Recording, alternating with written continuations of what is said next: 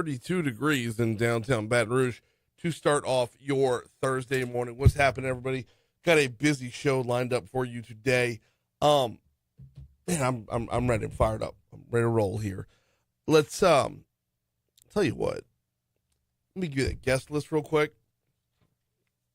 and then we'll dive into top stories. Coming up at 6:35, Dr. Rebecca Christofferson with LSU's vet school going to join us. Let's talk about this bird flu case. This H5N1 bird flu. Louisiana has a fatality. Texas now has a case that's been reported. Is this growing? Is it something we need to be on the lookout for? Is it something we need to be worried about? We're going to talk with Dr. Christofferson at 6:35. 7:15, Metro Councilman Aaron Moak going to join us. Looking forward to this conversation as we've got Councilman Moak putting together they're looking at a task force to reduce city parish financial needs. Where's the money go? Where's it coming in from? Where does it go? With St. George changing so much along the way, it's high time we did this, and I'm looking forward to talking about that. And also in our 7 o'clock hour, we've got Monica Taylor coming in from the Governor's Office of Human Trafficking, obviously the Office to Stop Human Trafficking. We'll talk with Monica there in our Crime Stopper segment. And then 8 o'clock hour, one guest only. You know how we do it. Ag Commissioner Dr. Mike Strain slated to join us there. Right now, though, like we said, starting off with top stories and trending.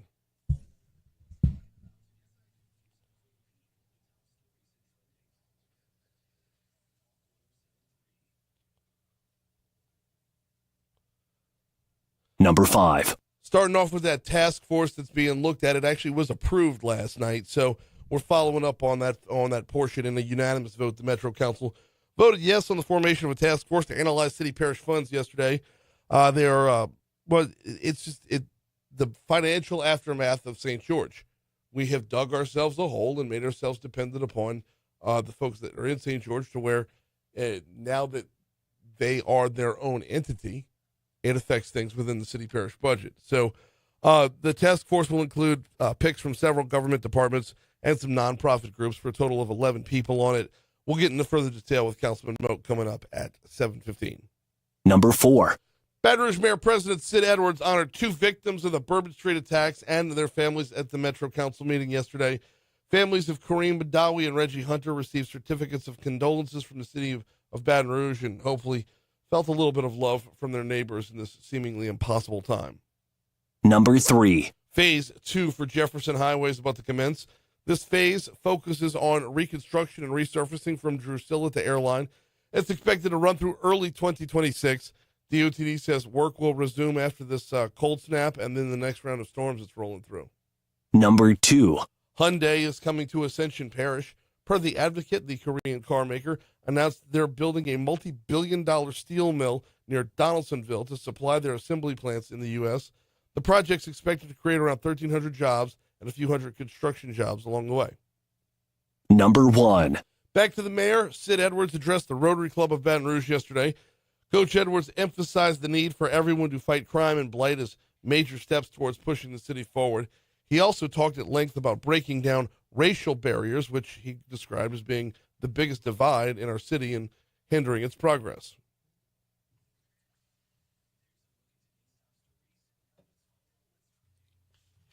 What you got, John? What's trending? Well, moving from the Pacific Palisades to Hollywood Hills, another wildfire is causing more damage and further evacuations in the Los Angeles area.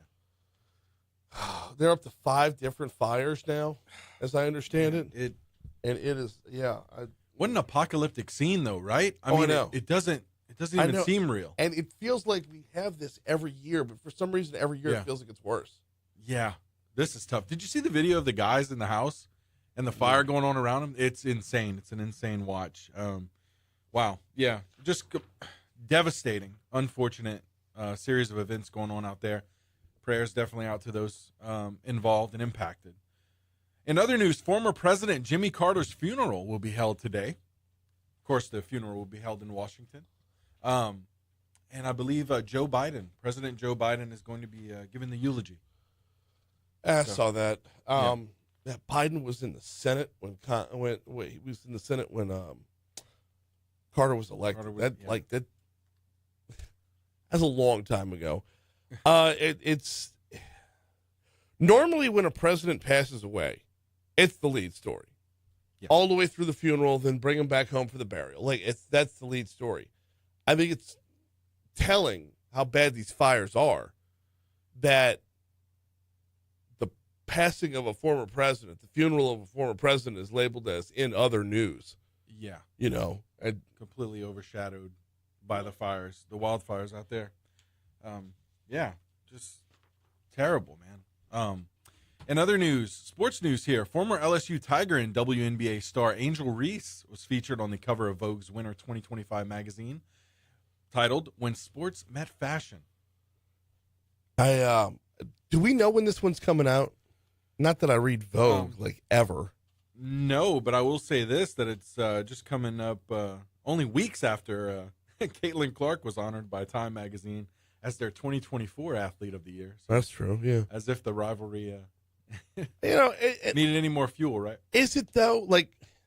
I don't know. When it comes to the popularity of the sport, there's no reason for Angel Reese to want to compete here. Right. Caitlin Clark has brought more people into women's basketball than Angel Reese ever will. That does not in any way, shape, or form diminish anything that Angel Reese has done. No, absolutely not. Absolutely not. I mean, the pair really What does is what Anissa Morrow's doing at LSU right now, and she might be obliterating everything that every column that Angel Reese is going to be in for rebound records. We'll talk about that a little bit in our next segment, though. And we can even say that rivalry, I mean, it's helped WNBA. I mean, reach, get to a status that we haven't seen in a long time. Absolutely, yeah. But for Angel, she says that basketball and fashion, that's what it's always been about. So for her, yeah. All right, we're at 6:11 at Talk 107.3 FM WBRP.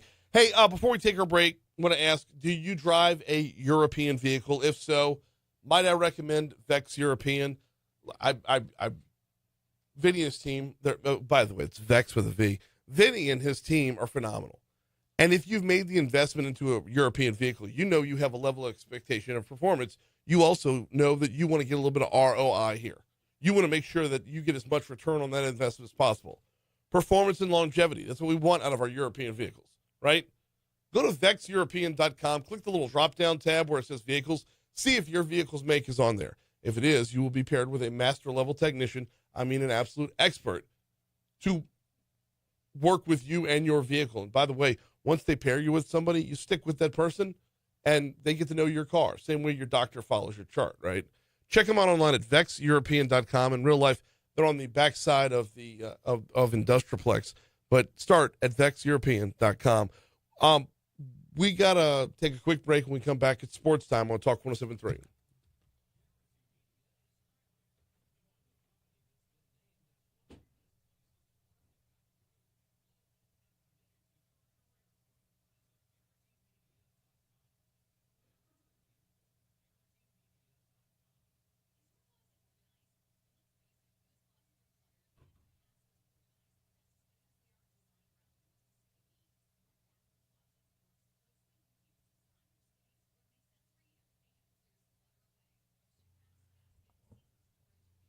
Good morning, Facebook. How's everyone doing out there?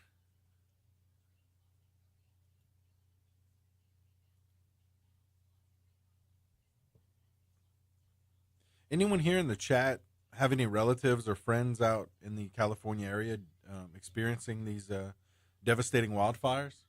Anyone have any ties out there? Let us know. Fire off in the comments.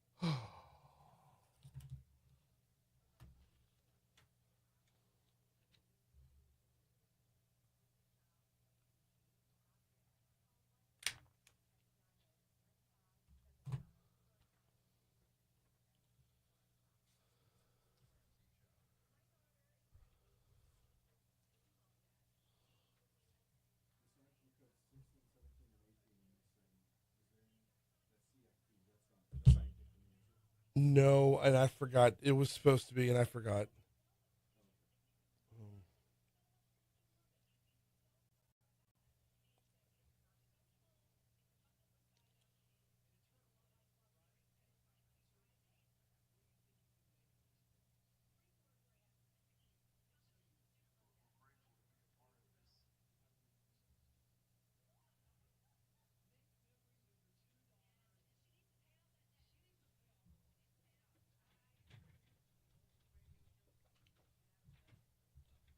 What the hell?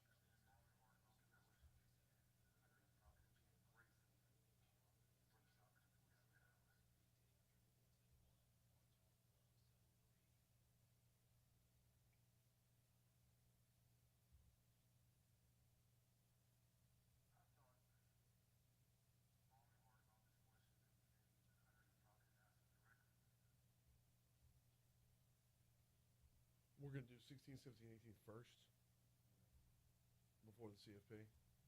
All right. I'll do CFP on the back end after the news, after Fox Business.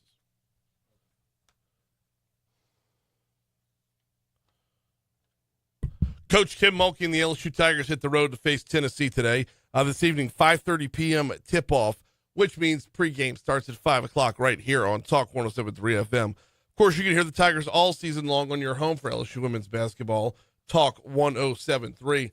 Tigers are 17-0, ranked number 6 in the country right now. Tennessee Tennessee just got their first loss, if I'm not mistaken.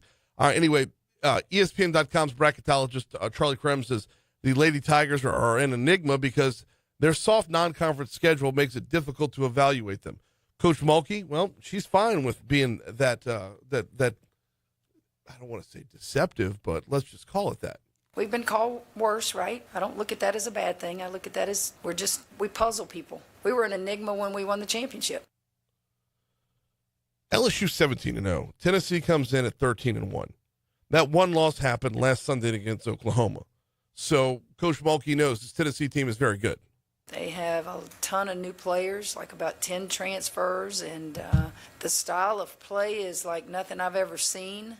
They score a lot of points, and they make you play fast with their press. It's going to be quite a challenge to keep them from scoring in the 90s. That seems to be their magic number.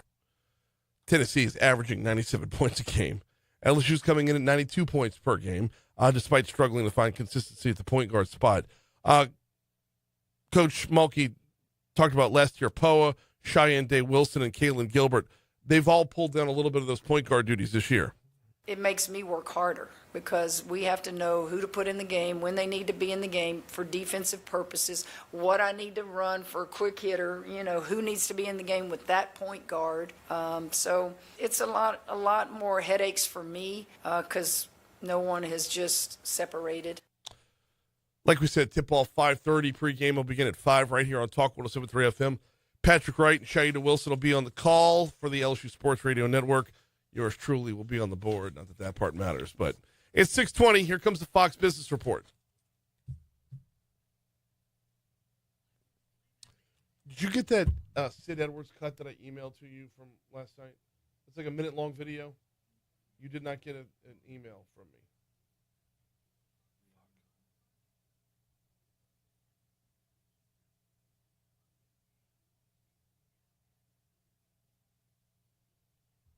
piss.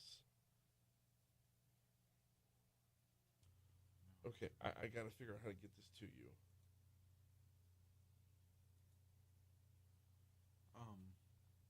I know how to do this. Where can it be found? Is it on the Talk Facebook? Yeah. I should be able to just dub it straight from there. Yeah.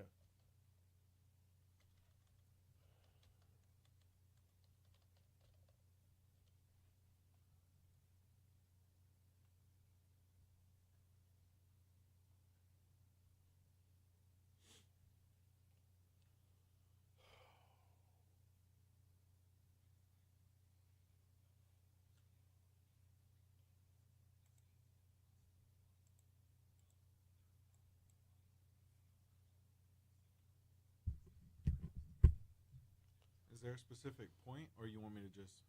I want the whole damn thing. Okay. It's 1:06. This cut that I just sent you is 2 minutes long. We're going to do this first to wrap up sports. If we've got to bump Sid back to 6:52, we can do that because that's a full-on segment. Okay. No problem. Hey, good morning, sweetheart. Christy's in. Good. I hope I didn't keep you up all night, boo. I was coughing all night long. Didn't matter how much Mucinex I drank. It was just still coughing after coughing after coughing. Yeah, I'm going to be limping to the finish line for this week to see if I lose my voice.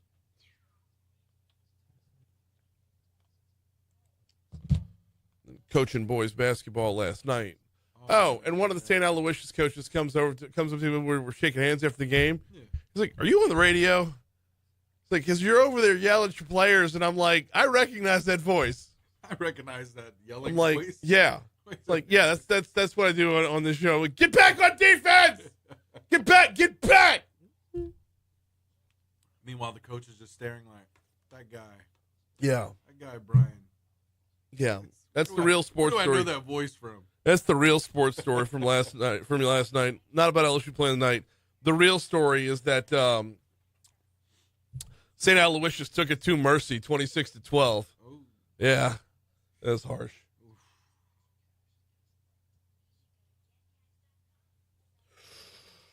Baton Rouge traffic incident list.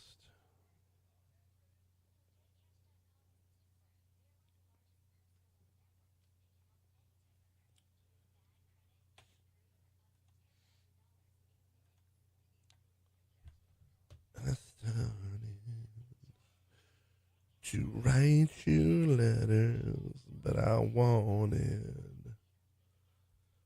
to be more clever.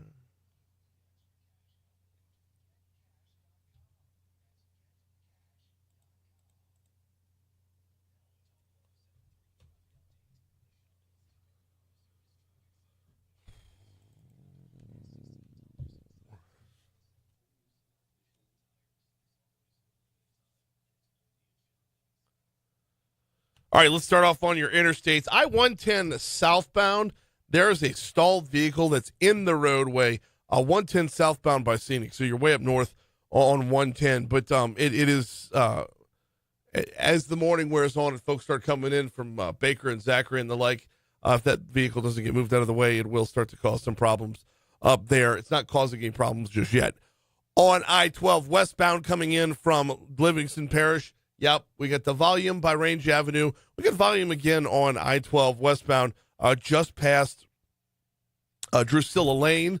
It's not enough to make you want to change your route, but it is a little bit heavier from Drusilla through the construction to the 10-12 merge.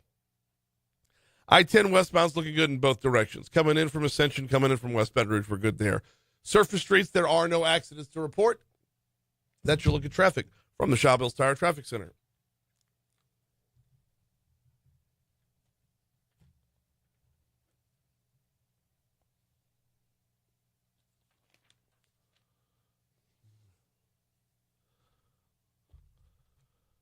.625, Talk 107.3 FM, WBRP, holding at 32 degrees in downtown Baton Rouge. Man, it's a struggle bus with the voice this morning, y'all. My apologies. I've had a bit of the crud, as it were. and I'm just up all night with the coughing and whatnot, and cannot shake it. And it feels like it's starting to take a little bit of a toll here. So, thank you for bearing with me through it. It's not the cleanest out there right now. So we got more sports to cover here in just a second. Well, speaking of sports, coaching basketball last night, and shout out to St. Aloysius third grade, taking it to Mercy. Oof, that was brutal. But good dudes over there at St. Aloysius coaching their team. We're shaking hands after the game. The coach was like, "Hey, I recognize that voice. You yell at your players. I'm recognizing that voice." It's like, "Are you on the radio?" I'm like, "Yeah, host the morning show on Talk." "Oh, yeah, I thought so." So, yeah, I don't need to be yelling outside of the show if I want to keep my voice inside of the show. But, James isn't going to get back on defense. I got to holler, Calling out third graders. That's how we do. All right. Coming up tonight, the college football playoff continues. And Notre Dame is taking on Penn State. One of the stories surrounding this game that might actually end up being as big or bigger than the game is that no matter who wins for the first time, you're going to have an African-American head coach in the national championship game.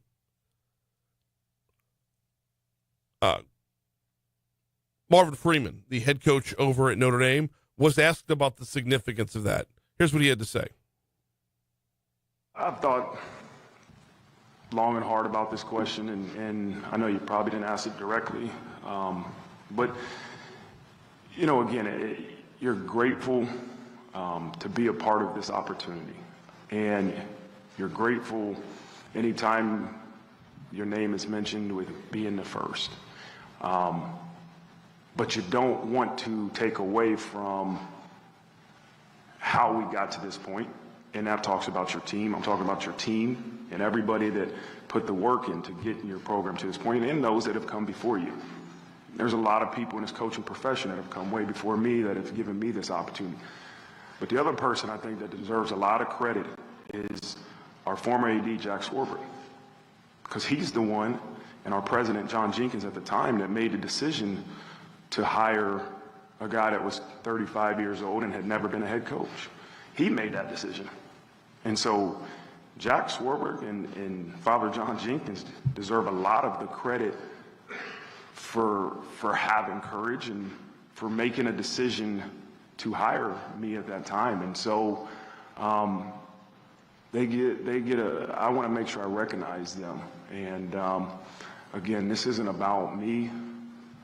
This isn't about one person. It takes a team, it takes a program, and it takes a lot of people committing to something bigger than themselves to put your team in a position to be here. And I understand it, and I'm very grateful for it. And if this creates more opportunities for other coaches, other minority coaches, great. It's great. It is great for the future generations of coaches, of college football coaches, of leaders. And so I am all for that. I'm grateful to be a part of that. But at the end of the day, the attention on one person takes away what really gives your program a chance to get here, and that's team, and that's committing to something bigger than yourself. And that's important to me. That was where it was at. And Marcus Freeman, just one half of that equation when it comes to the coaches. You've got James Franklin on the other side for Penn State, number 6 versus number 7 in the nation. I want to ask this question, and I want your answers over on Facebook Live, is that with this, the significance of this, having the first African-American coach in the college football national championship, regardless of who wins, that's how it's going to play out. You're going to have that as a first. But these two men are men who are at the peak of their profession. They are the best of the best. And with so much talk about DEI, with so much talk about making sure that diversity, equity, and inclusion are a priority, neither of these two guys strike me as someone who was placed there because of the color of their skin. They're just the best at what they do.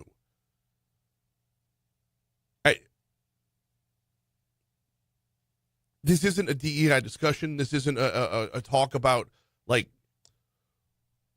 making sure that it's a first, making sure that we note that it's a first, and the things like that. It's just these are two really, really, really good coaches who are going to square off tonight. By the way, Notre Dame and Penn State will kick off at 6:30 p.m. Here comes news.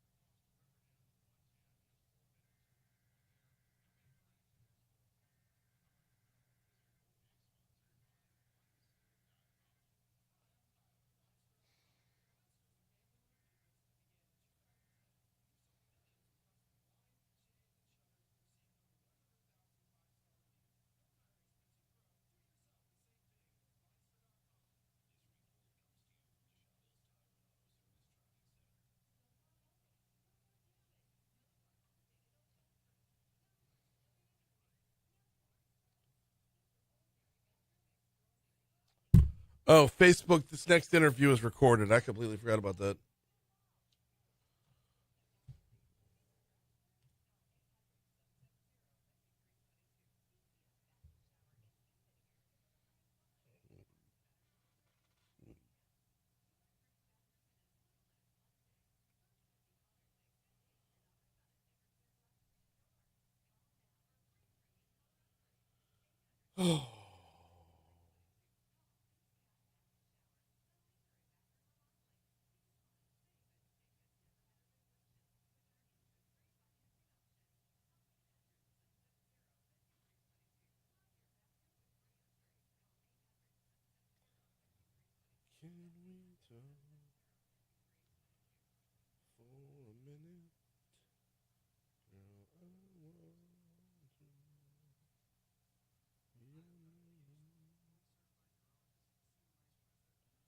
Byron says, say something bad about vaccines and you'll sound just like RFK.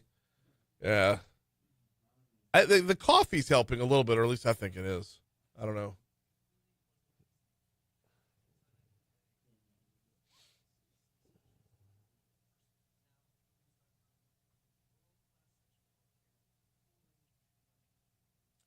I mean, like honey and tea and all that stuff. The problem is honey puts me to sleep. I don't know what it is. Gets you a little relaxed. You give me a teaspoon of honey, and it works as well as 10 milligrams of melatonin for me. Come on. Yeah. Wow. I don't stay asleep, but I'm super tired. Yeah. Comforting for sure.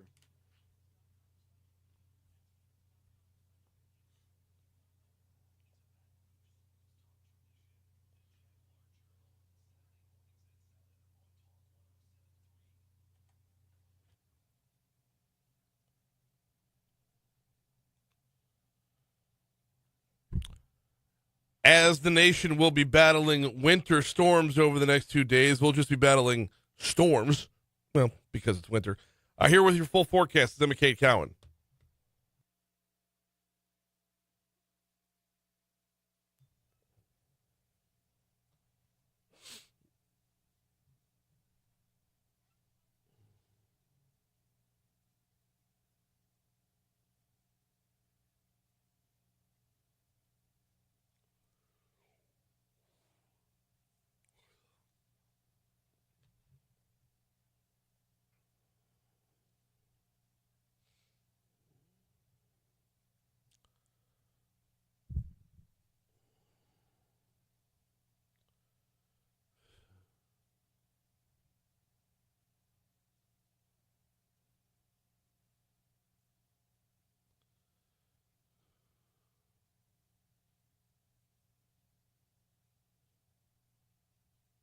So we learned the news this week that we have our first bird flu death reported in the United States. Joining us now to talk about this from LSU is Dr. Rebecca Christofferson. Doctor, welcome aboard. How are you? Fine, thank you. Happy New Year. Happy New Year to you as well. So H5N1 bird flu. Someone contracted this in Southwest Louisiana and has since passed away. Tell us all about what is bird flu to begin with, and how did it get this bad? Right. So we're all familiar with the seasonal flu, right? It's the influenza virus that circulates in humans. There are influenza viruses across the animal kingdom. There's whale influenza virus. There's pig influenza virus. This is bird flu, right? So these are influenza viruses that are primarily maintained among birds, but spillovers into people have occurred. So this is not a one-off. It's not terribly common, but it's not unheard of.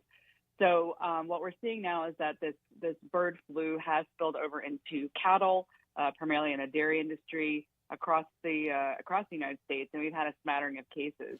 Unfortunately, the first severe case in the U.S. was a fellow Louisianian, and unfortunately, that gentleman has passed away. There was another severe case in Canada, a teenager who was quite critically ill and seems to be recovering. So what we think happened was, Louisiana is known for its wildlife. We have a Mississippi flyway that goes right over us. So there's a lot of bird migration. There's a lot of different birds in contact with one another. So likely, these birds are spreading the virus around. The gentleman in Southwest Louisiana was associated with, he had a backyard flock of birds, and that flock did test positive. So probably contact with those animals is how he got the virus. There's been another backyard flock in North Louisiana that tested positive, but that was not associated with a human case. And then there have been a smattering of wildlife, I think, that has tested positive as well. So we're just sort of seeing, these spillover events occur from wildlife into people. What level of exposure does one have to an infected flock in order to contract the bird flu? Yeah, we don't really know that. So, obviously you're at higher risk if you're fooling with the birds. If you're cleaning the coops, if you're, handling the birds directly. So they're going to transmit this sort of flu virus kind of the same ways that people do. So, through coughing, sneezing, but also through contamination of their feed. And then when you go to clean their feed, you can kind of kick up some of those dust particles in the food.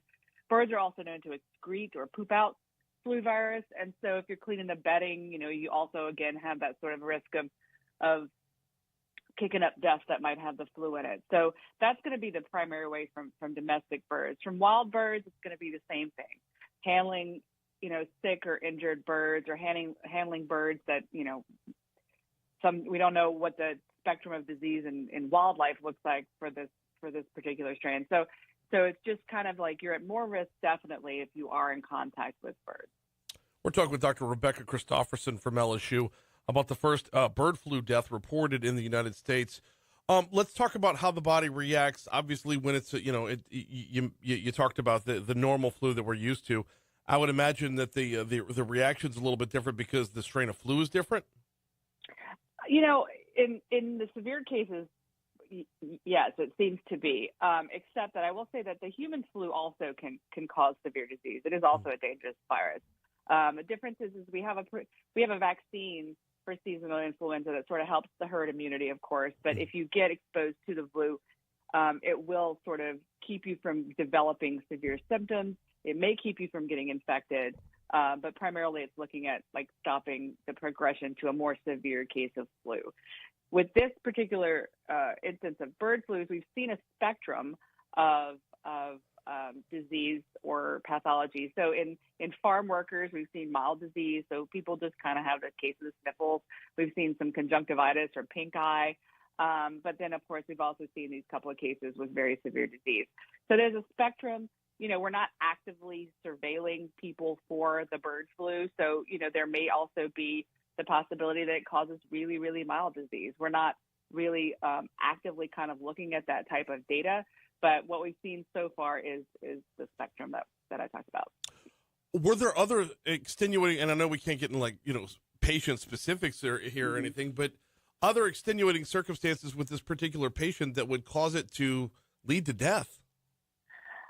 So, the Department of Health has put out some information about some comorbidities and some underlying conditions. So age was, kind of touted as maybe a factor. But again, I'd point to the fact that there was a teenager in British Columbia who got critically ill. So we don't have a lot of data yet, which is kind of a good thing, right? We don't have a whole lot of cases to be able to really isolate these factors that we think might cause one to be more susceptible to that severe disease state, which is a blessing and a curse. It's a blessing because we don't have a whole lot of sick and dying people, but it's a curse because we're still sort of flying blind a little bit with this particular strain. When it comes to everyone else, I mean, there's 67 reported cases since 2022.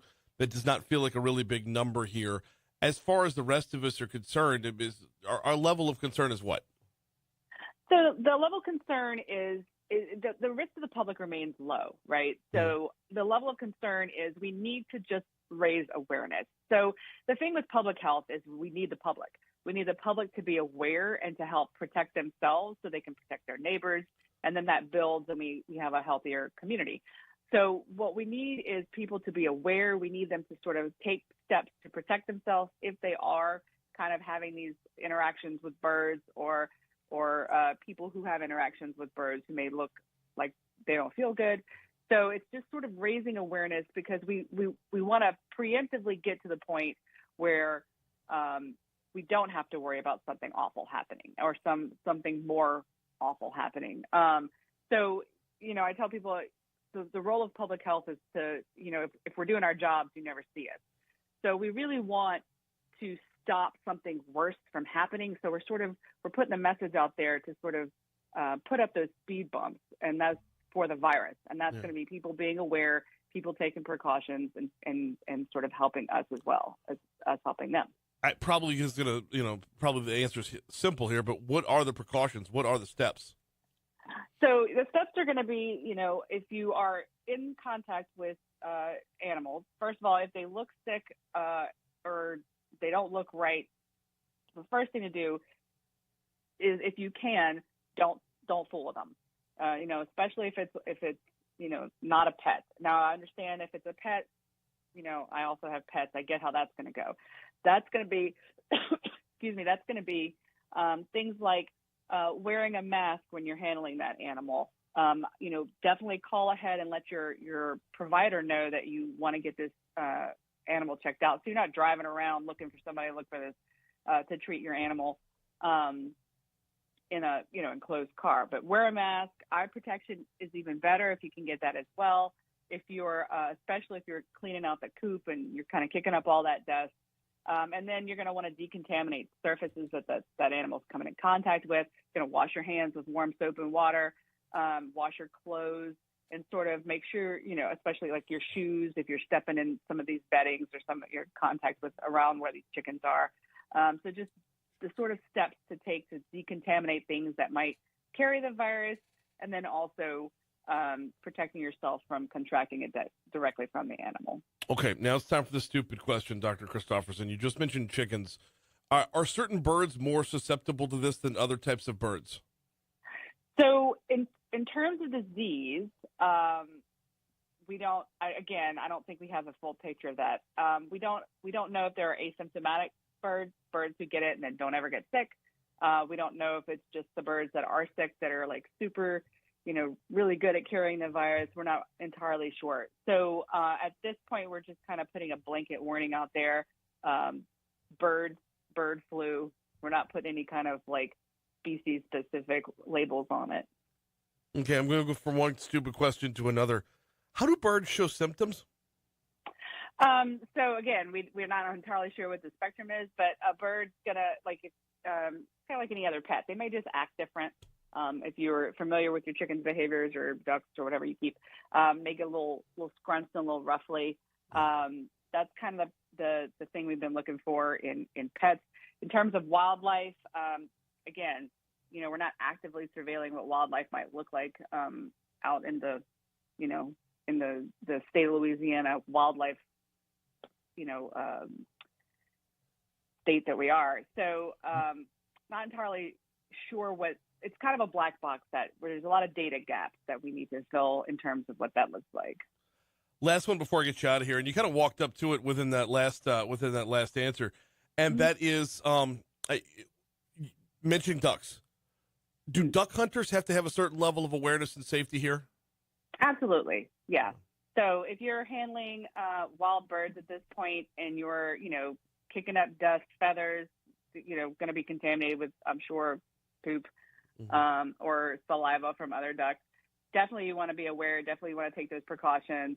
Cook your meat appropriately. Don't ever eat undercooked anything, really. We're not seeing a lot of, there's no risk from eggs from chickens or I guess, but definitely we want anyone involved with any kind of bird handling to be aware and take those extra precautions to protect themselves.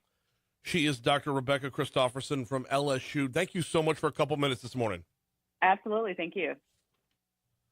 We're at 649 at Talk 107.3 FM WBRP. Just enough time before we get to your money now for me to remind you about the folks over at Mathern's. It is carnival time.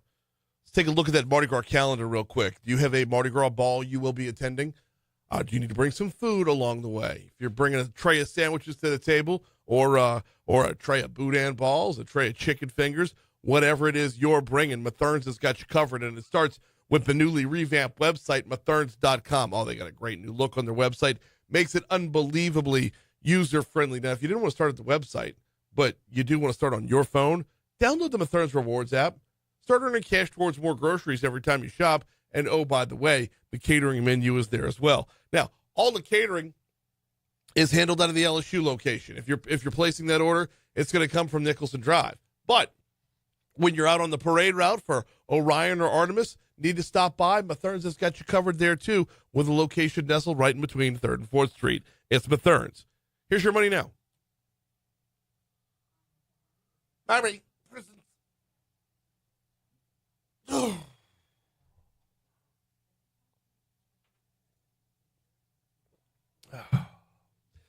Can we talk for a minute? Girl, I want to know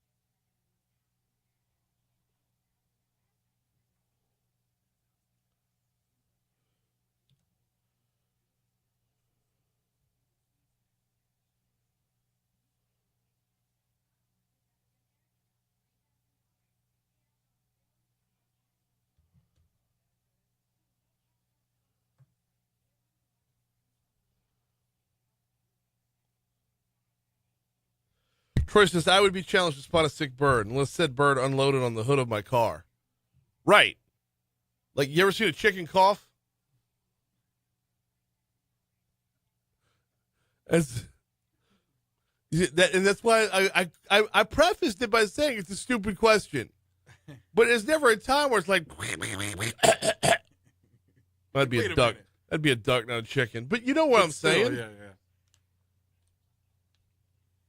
Like, that one seems a little sick. Yeah. A little under the weather there. Imagine a sneezing duck. A sneezing What would that duck. sound like? That would be insane. That'd be scary.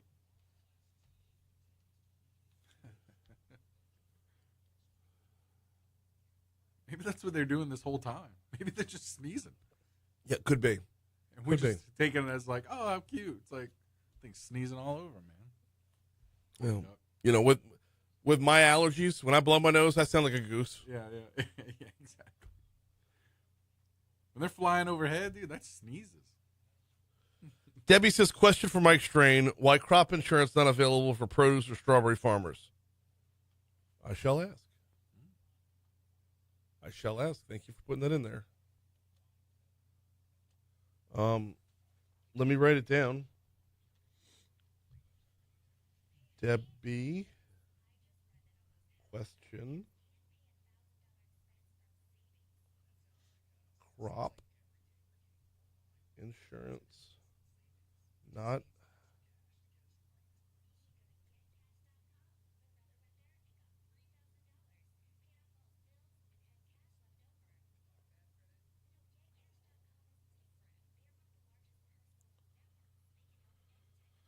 all right.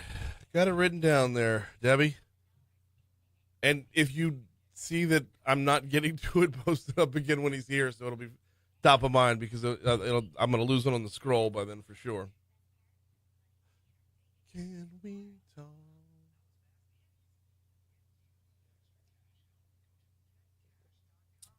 Oh, write this down. After the show. After the show. Do not worry about it until after the show.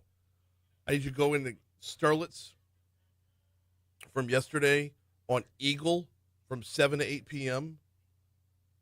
and snag the Matt McMahon show. Save it into today's folder for this show, and then text me when you're done. Okay. One chunk, start to finish. The full hour, start to finish. Okay. All right. And you said that was from 7 to 8 Yeah. a.m. or p.m.? PM.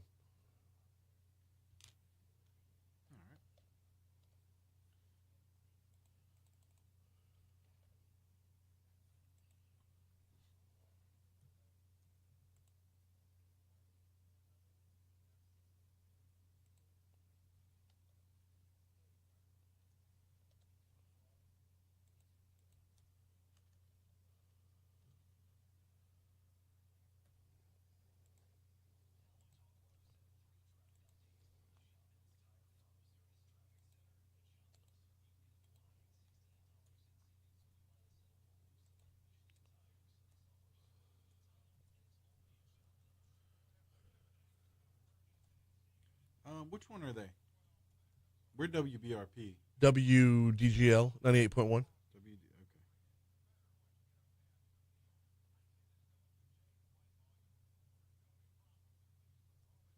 All right. Will do.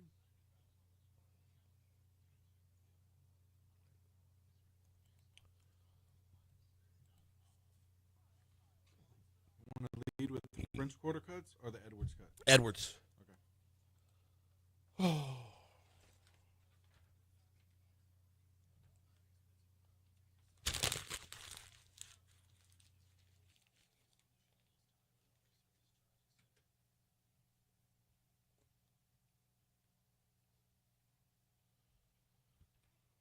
Wow, that's a long ass break.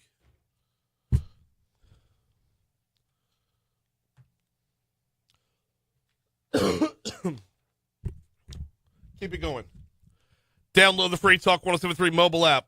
Find out what you missed each day at talk1073.com and watch us live on Facebook or the Talk 1073 Baton Rouge YouTube channel. All of this courtesy of Lake Urgent Care. Lake Urgent Care. Walk-in care for minor illnesses and injuries. It's 6:56 at Talk 107.3 FM, WBRP. We got ABC News coming your way. About 4 minutes from now, we've got hour 2 right on the heels of that. Metro Councilman Aaron Moak slated to join us in hour 2. We got a lot to talk about with Aaron Moak. Obviously, the story you read about yesterday where they've approved a task force to dig into the city parish's financial needs, which is an awesome first step, a way overdue first step in order to get our books right. And St. George has kind of forced our hand. I'm a resident of Baton Rouge. I live within the city city limits of Baton Rouge. So when I say our hand, I'm a taxpayer in Baton Rouge. That's what I mean by our. We're going to get into all that with Aaron Moak next hour. Right now, though, I did want to rewind the clock back to yesterday. Mayor President Sid Edwards was the featured guest of the Rotary Club. Kind of a tradition with the Rotary Club. First meeting of the year is the unofficial State of the City address from the mayor, right? And Sid Edwards gave the address, although he's just now getting hold of the office. He's still on the intake part when it comes to the input and learning on the job. He gave a fantastic talk yesterday, though. It was really wonderful. Parts of it were motivational, parts of it were eye-opening, and parts of it were rather blunt. For example, he said one of the biggest divisions that we have in this. I tell you what, I don't need to recap it for you. Let's hear it in Sid Edwards' words. You see, we're a divided city, and it's divided. I learned this in the campaign. It's divided by political status, right? The biggest divide, I'm just going to call it, is racial. That's the biggest divide in our city. There's a trust factor, and I'm here. People got to be willing to change, and people got to be willing to open up their eyes, but more importantly, their hearts, for us all to understand each other. I've said it before, when I was campaigning, I would go out and I would ask, what's the biggest issue? And if I was in a more affluent area of town, quite often I got crime. Crime is the issue. And to me, personally, it's the biggest issue. But when I went into Easy Town and I went into Brookstown, it was jobs and opportunities. So these folks are standing over here, which is the highest crime rate in our parish, generally in those zip codes. But their number one priority and hope. Oh, man, it cut off. Their number one priority and hope was to have the opportunity for jobs, was the rest of that. The gist of what he was saying was, you would think that if the crime is happening in their neighborhood, it's their number one concern, but it's not. The opportunity to work your way out of that concern was their number one priority. We got to hit news here at the top of the hour, but this is a topic that is going to rule the day for quite some time. Here comes ABC News at 7 o'clock.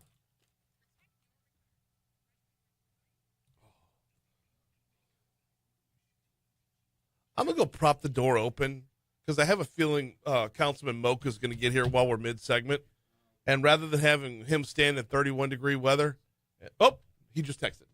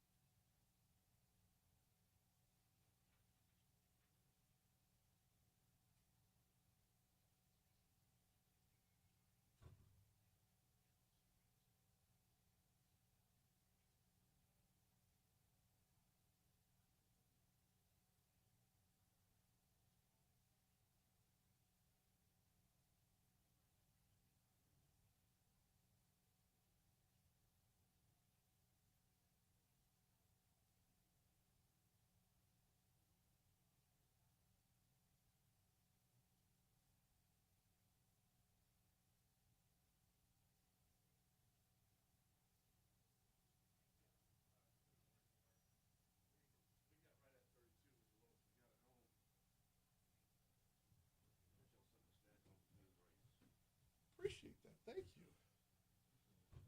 We got one quick segment. So I can never remember which council. I'm almost there. Which council people fit best in which segment?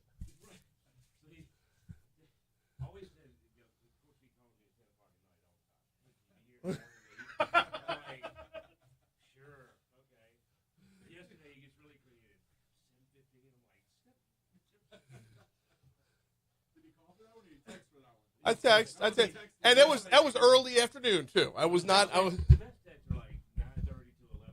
Yes. It's like an interview booty call at that point. It's like, might as well say you up.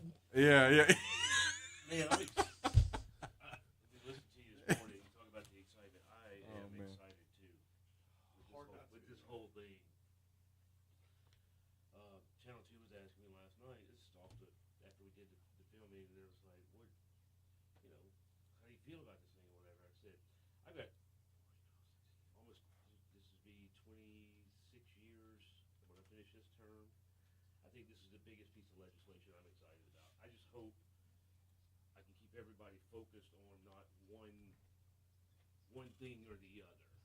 In other words, like Dwight, There is no hill to die on. Correct. Yeah. Like Dwight, he's very we need to pull money immediately from library, this and so on and so forth. And I get it, but I want to show why the library has $108 million surplus. Why does the library, So when I go to the public, it's not just they're just taking money away from the library. I can't remember where the restroom around the corner. Just swing around there. There you go.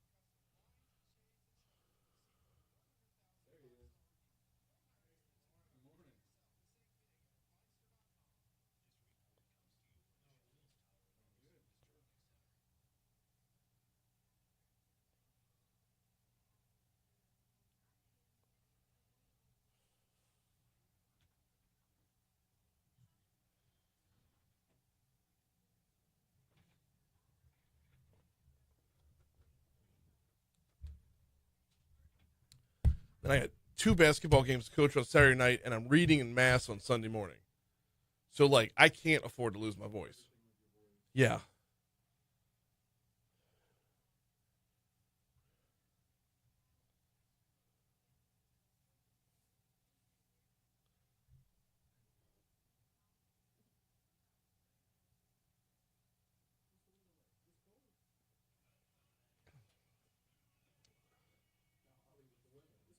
It's cold. It's raining sideways.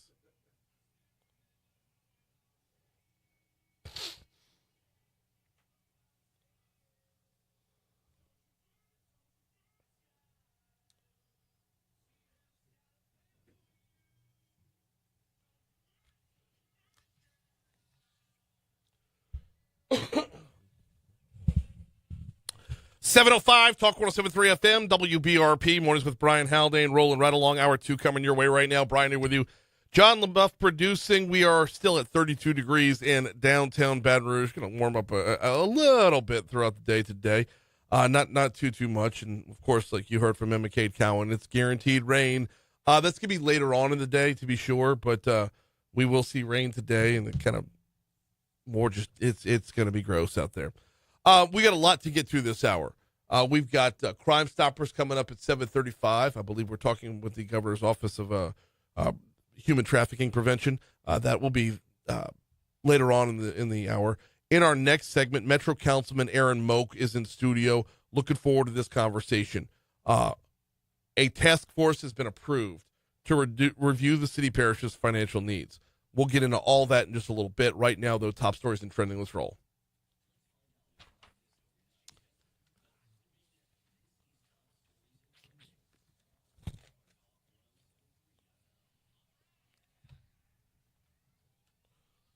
Number 5. An early email coming in from the fire department this morning about an arson. Baton Rouge Fire responded to a multifamily housing unit on Avenue B shortly after midnight early this morning. Heavy smoke was coming from the attic, and a small fire was found in the building's attic. 3 people are now displaced after the fire, and arson investigators believe this was intentionally set. The 3 people were living in the home were safely outside. There were no injuries that were reported, but due to heavy smoke and fire damage, they are displaced. By the way, anyone with information is asked to call Crime Stoppers at 344-STOP. Number 4. Baton Rouge Mayor President Sid Edwards honored 2 victims of the Bourbon Street attacks and their families at last night's Metro Council meeting. Families of Kareem Badawi and Reggie Hunter received certificates of condolences from the city of Baton Rouge and hopefully, felt a little bit of love from their neighbors in this seemingly impossible time. Number 3. Phase 2 for Jefferson Highway construction is about to commence. This phase focuses on reconstruction and resurfacing from Drusilla to Airline. It's expected to run through early 2026. DOTD says work will resume after this cold snap and the next round of storms. Number 2. Hyundai is coming to Ascension Parish. Per The Advocate, the Korean car maker announced they're building a multi-billion-dollar steel mill near Donaldsonville to supply their assembly plants right here in the U.S. The project is expected to create 1,300 permanent new jobs and a few hundred construction jobs along the way. Number 1. Back to Mayor President Sid Edwards. He addressed the Rotary Club of Baton Rouge yesterday. Coach emphasized the need for everyone to fight crime and blight, as those being major steps towards pushing the city forward. He also talked at length about breaking down racial barriers that are the biggest divide in our city's progress.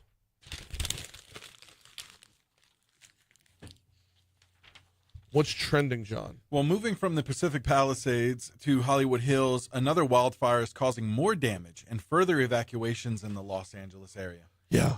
As if they're not dealing with enough. No, right? I know. They're up to 5 different wildfires to fight right now. They're running out of water. How about that? You plug into the hydrant and nothing comes out. It's terrible. Yeah.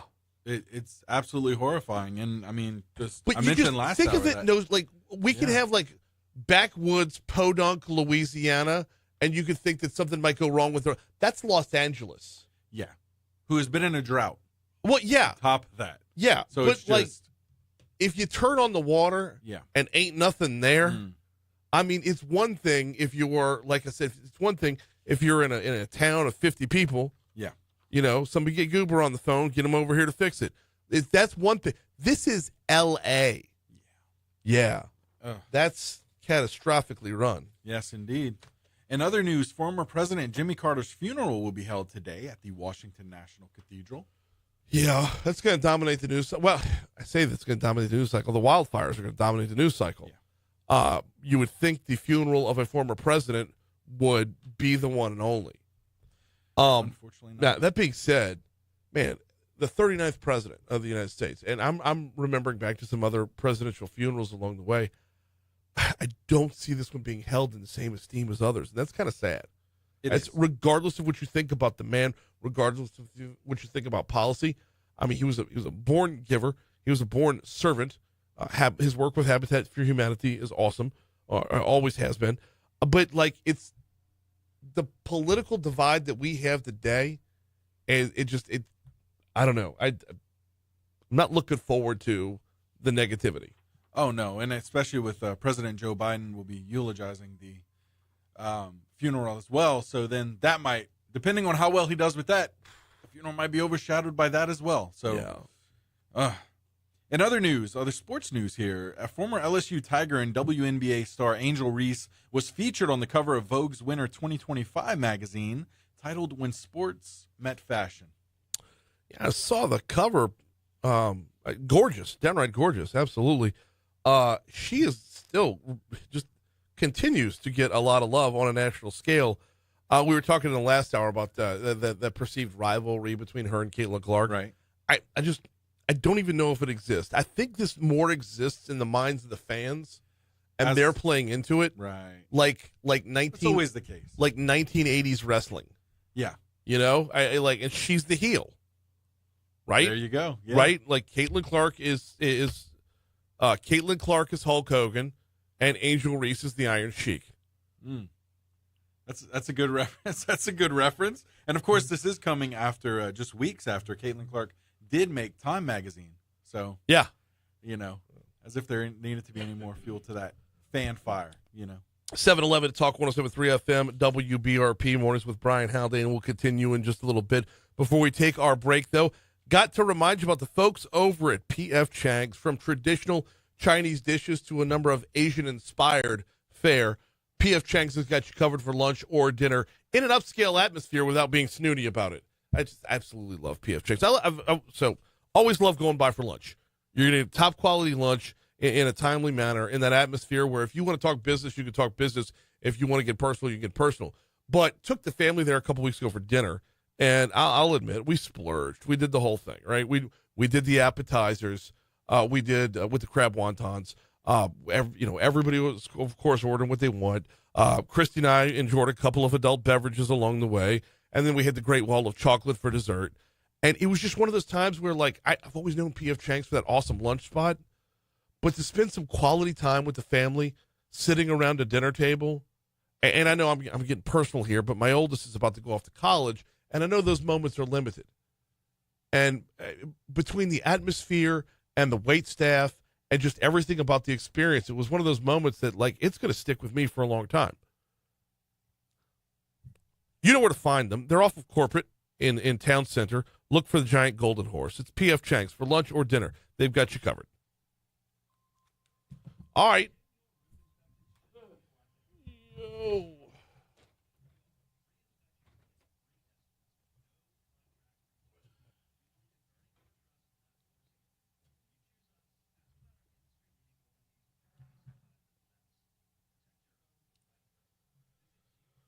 Whoop.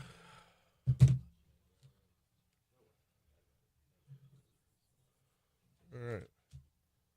Parish Construction and Roofing is my last live for today. You going to Washington? Okay. Apollo Ball is that same night.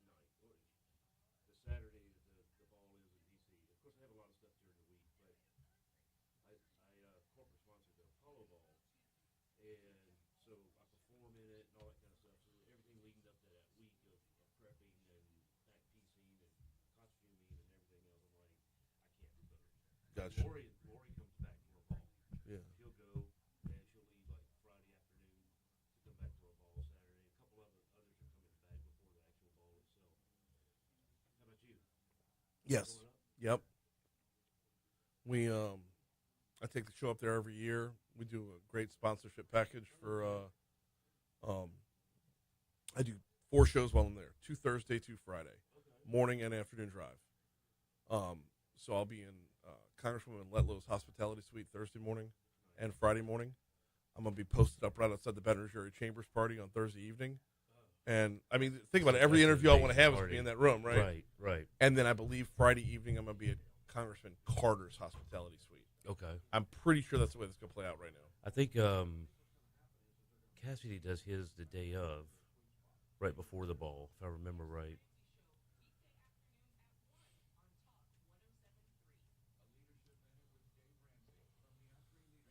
Anyway, yeah, we sell a sponsorship package for it and do a whole lot of promotion. You got a sheet on it, or do what? You got a sheet on it? Whenever you get a chance. Yeah.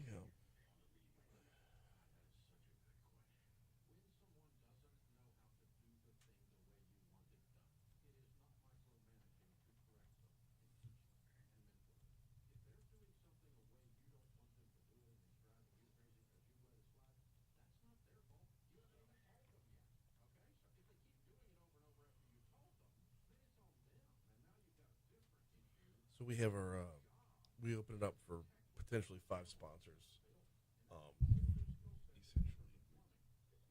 Essentially, we have 3 out of 5, which means Okay. it's making money.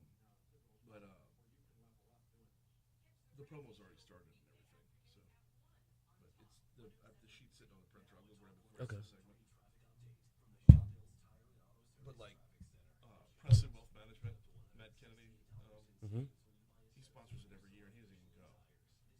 Part of the package is 2 interview segments while you're there, because it's 2 shows a day. Right. So one afternoon, one morning. So you could come in and actually sit and interview. Right. God, that would be awesome, too. So if I was going. Restore the Mississippi River Delta, or National Wildlife Federation sponsors it every year, so that they can talk about Restore the Mississippi River Delta. Rev is a sponsor this year. Normally we sell a sponsorship to the King. To the what? To the King. Oh, okay. Like last year, B1 Bank was a sponsor because it was Right. Year before that, Canes. So, and the year before that, Haspel. I went when it was Canes. That was it. Couldn't So, make last and I've yet to go to the Saturday Ball. So many people tell me. It's like Jon Snow and his dad and stuff like that. I was talking to them yesterday. They said, we don't even take tuxes. We go to all the meetings and stuff like that. Louisiana Live is usually the biggest. I go to Louisiana Live. It's the after parties. Yeah. Like a couple of years ago, I sat. We went to the Friday night, the formal, the tableau ball, which was great. And I sat at a table with Gordon McKernan, who was awesome. But you're just sitting in a banquet room with too many people and no room to walk between chairs. And yeah, the ball is. I'm glad I saw it the time that I went. Yeah. But yeah, I don't think I would go worry about tickets back to. Well, the and ball I don't or want to go to whatever. the Saturday night ball because number one, my wife is back home. Number two, and I've already been gone for 3 days and I'm tired. 717 Talk 107.3 FM WBRP mornings with Brian Haldane rolling right along. Hey, Talk 107.3 is heading back to our nation's capital to celebrate Washington Mardi Gras. Join me and Gordy Rush Thursday, January 23rd and Friday the 24th as we broadcast live from the Washington Hilton for, of course, Mornings with Brian Haldane, as well as a special afternoon drive show from 4 to 6 p.m. each day. Our coverage is presented by Presley Wealth Management, REV, and the National Wildlife Federation. All right. Last night's Metro Council meeting was one that I think a lot of folks have been waiting for some time now. Headline from the Daily Report yesterday before the meeting, Metro Council weighing task force to reduce city parishes' financial needs. They have given the thumbs up unanimously to that task force. Joining us now is the man who said, hey, let's take this on, Metro Councilman Aaron Moak. Welcome back, sir. How are you? Oh, doing well. Other than 7:15 this morning, and I'm up and about. So I really appreciate that early text. I know. I need to. I'm efforting to do a better job to know which council people fit and which hour. Like Jen, Probably 7:15 probably 11 council members. You can call at 6 in the morning, and they're probably up. Me, you can call me at 6 in the evening. I might be getting up from a nap. So okay, Jen Rocca and Lori White Adams, they're good for 7:15. Yes. Okay. Mayor Pro Tem Brandon Knoll, he's in carpool right now. Correct. So's Councilman Hudson. Right. So I know not to call them for 7:15. I took a shot. Normally you're at 8:15. I'm a normal 8:15 Yeah. person. I could deal with that. You and Councilwoman Coleman. 7:15. I'm sitting at home with Levi last night, and it's about 12:30, and I'm like, oh my God, I gotta be at the radio station at 7:15. and I guess it starts going through my mind. I'm going, should I go to bed? Should I just stay up tonight? Should I just? But I appreciate the opportunity to be here to speak about this. Always, and I appreciate you taking the phone call. And by the way, to follow up on that, Councilwoman Amoroso is hit or miss. She doesn't have a set time. Councilman Hurst might be on the other side of that door right now. I don't know. I never know when he's slamming in. I'm sure Councilman Hurst, he's probably got feelers out at every station. Yeah. And they're like, anybody that makes a call that needs someone, there he is. Like, you know that scene in The Dark Knight when you get the screen with all the different, that's Councilman Hurst's And he radar just right appears there. in the bag. Yes. All right. We got real business to tend to. A new task force that wants to review all city parish revenues and make recommendations on the best methods to support the area's financial needs. Let's talk about, first of all, what sparked it and where it goes from here. So what sparked this? And I've been talking about this for a couple of years now. When we got elected 4 years ago, first time on the Metro Council, one of the first things they brought us into and made us aware of was the ARP funds. Mm-hmm. And that's the American Rescue Plan funds, multiple millions and millions of dollars. Some went to the city, some went to the whole parish, and so on. But the stipulation was those funds, and look, this administration, the last administration, we've been really blessed to have those funds to be able to do a lot of the things that we did over the last 4 years. Oh, yeah. A lot of requests that were made and so on. Okay. But those funds had to be allocated by the 31st week ago, allocated to a project. Yes. They have to be completely spent by those projects and everything by the end of 26. Okay, so that's going away. Right. Then we've got, the ruling came down on St. George. Right. And even though there were multiple budgets being worked out there, it really hit home when we started preparing this year's budget. And you're talking about these cuts and services and things that you have to pull back on from every single different department. So I guess and I've always said that all this stuff's going to come together. We need to be prepared to move forward past this on a more stable future. Things change, time change. And that's what really sparked it, is when you start doing that budget and you go, okay, now that everybody's seeing the reality, that $45 to $50 million kicks in, all these different departments are being told, what can you shave off? So reality really starts kicking in at that point, and you go, what is the priority of the public? What do they know that they're spending their taxes on? What do they know when they approve this property tax or this millage or this sales tax or whatever? What do they know that they're getting? And is there any extra? Is there any more that's needed, and so on? And that's what's kind of built this whole thing up to say, what are the priorities from this moment with the tax dollars that we have and going forward? One of the issues with this, and I would argue that there's a lot of public safety priorities that feel like they're not as prioritized as they should be, because every time we turn around, we're going to the polls for another millage on whatever that, like, okay, the most recent was Breck, and I'm a huge fan of Breck, right? Correct. Before that, it was the library or CATS or the Council on Aging. But like all these things individually, let's use the library as an example. We built a number of really, really great libraries. They're beautiful. They're awesome. But you cannot convince me that it costs the same to build them as it does to maintain them. Correct. But yet the millage that's on my property taxes remains where it's at, and they're just straight up flush. And I'm not casting aspersions as to whether or not they're good or bad stewards of our tax dollars. I'm just saying they might have too many of them. But those dollars are committed strictly to that. Correct. But, okay, you brought up the library system.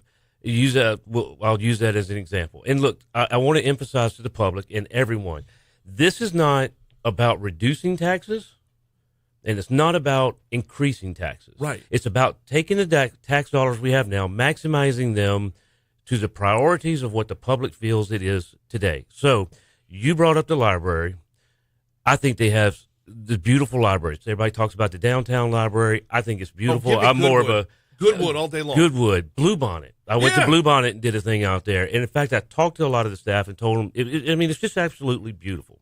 Central has a standard library. We got a meeting room. We got the area and so on and so forth. But we've taken all these years, all this time that this library millage has been in place, and they've done a wonderful job of getting these libraries built. But is that the priority of going forward? So they passed a millage at a certain time, and they said we need X amount of dollars. They got X amount of dollars. It just so happened in this last budget they had some of a surplus. Okay, if you're doing that kind of stuff and everything, you've done a great job at what you got.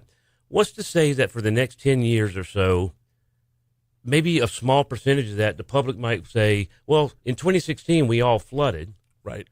We've got so much maintenance work to do and everything else, but so many people have asked for a different piece of the pie for taxes. There's no more left to go ask for or move from general fund and so on, because everything's so dedicated. Right. So that's where we come into a problem, is when that priority changed in 2016 to drainage and flooding control and everything else, and there's other issues, not just outside of 2016 flooding, but when those come up, what is the priority now? And nobody's asking to take away all their money. Nobody's asking to remove a tax or anything. It's just taking and saying, do we need all of that to go to this, or do we need some of it to go here, some to go here, and so on? The biggest hurdle here is when we went to the polls, we went specifically for that dedication. Exactly. You can't take the tax dollars that we voted for libraries and move them over to a prison. No, you can't. We cannot do that as a government, as a council, as the mayor, or anybody else, as far as government agencies. But I can promise you, we can put it on the ballot. Yes. And you as a public can decide. Again, this is about showing everything, open transparency of every single taxing authority. And look, we're talking sales tax. We're talking fees that the East Baton Rouge Parish charges. The fees are all in there. any revenue stream that comes into the city parish, paid by you, the taxpayer, needs to be analyzed. And this is not something that just needs to be done this one time. This needs to be done regularly. Times change, priorities change, and it has to be a regular thing that happens to go back to the public. Look, one thing I tell people all the time, turned 18, I started to vote. I'm 52 years old right now. I couldn't tell you the first several elections what I voted for as far as a millage or anything. Right. So you got some of these same ones that keep coming up for renewal. You got, some new ones that come up and everything. What you brought up Breck a while ago. Yes, in the past, I've voted for, and I support Breck, I've voted for millages. So let's say Breck has 2 or 3 on the books already. They've introduced a new one. Well, the first voter, I'm just now starting to vote. Let's say I'm 18. I go out to vote. I vote for this new one. Yeah. It passes. But did this person know that there was already 2 or 3 on the books? Right. Well, so all these things come up, and I'm not dissing Breck. I love Breck. I'm like you. I love Breck to death. I will defend them to the hilt. Yeah. I'm just using it as an example to say people get their tax bill. Yes, they can look at it at the end of the year. They say, okay, I'm doing this, this, and this, and they glance over it, and they know this is what I got to pay, and they pay that bill, and they move on. Right. But what are they getting for the bang for the buck of that bill that they're paying? And is it still their priority that they see on that list? Well, because when you talk about priorities, we're just a couple months away from going to the polls to vote on another millage to see if Hill or Moore is going to get the kind of staff and support that we all absolutely need. Correct. And look, that's a great example you brought up. His department needs that funding. Yes. He needs that funding. But I also think that we can come up with some of that funding or a lot of that funding that maybe he doesn't need that much of a thing. Maybe he does. But we're going to find out. And look, nothing against Hiller's department. He's done a fabulous job. He wants to move forward with his thing. Go ahead and move forward. That's up to him. It's up to the public. But we're going to move forward with this to see if reanalyze all these different departments to see what's the priority now. Can we give him more funding? Can we fund the police more? Can we fund any public service, drainage department, right, that kind of stuff? Yeah. So a lot of this stems from, you mentioned the ARP and rebalancing the budget or reconfiguring the budget without some of the St. George dollars as well. Right. St. George kind of forced the hand here, right? I mean, and it's, I'm not saying negatively about them.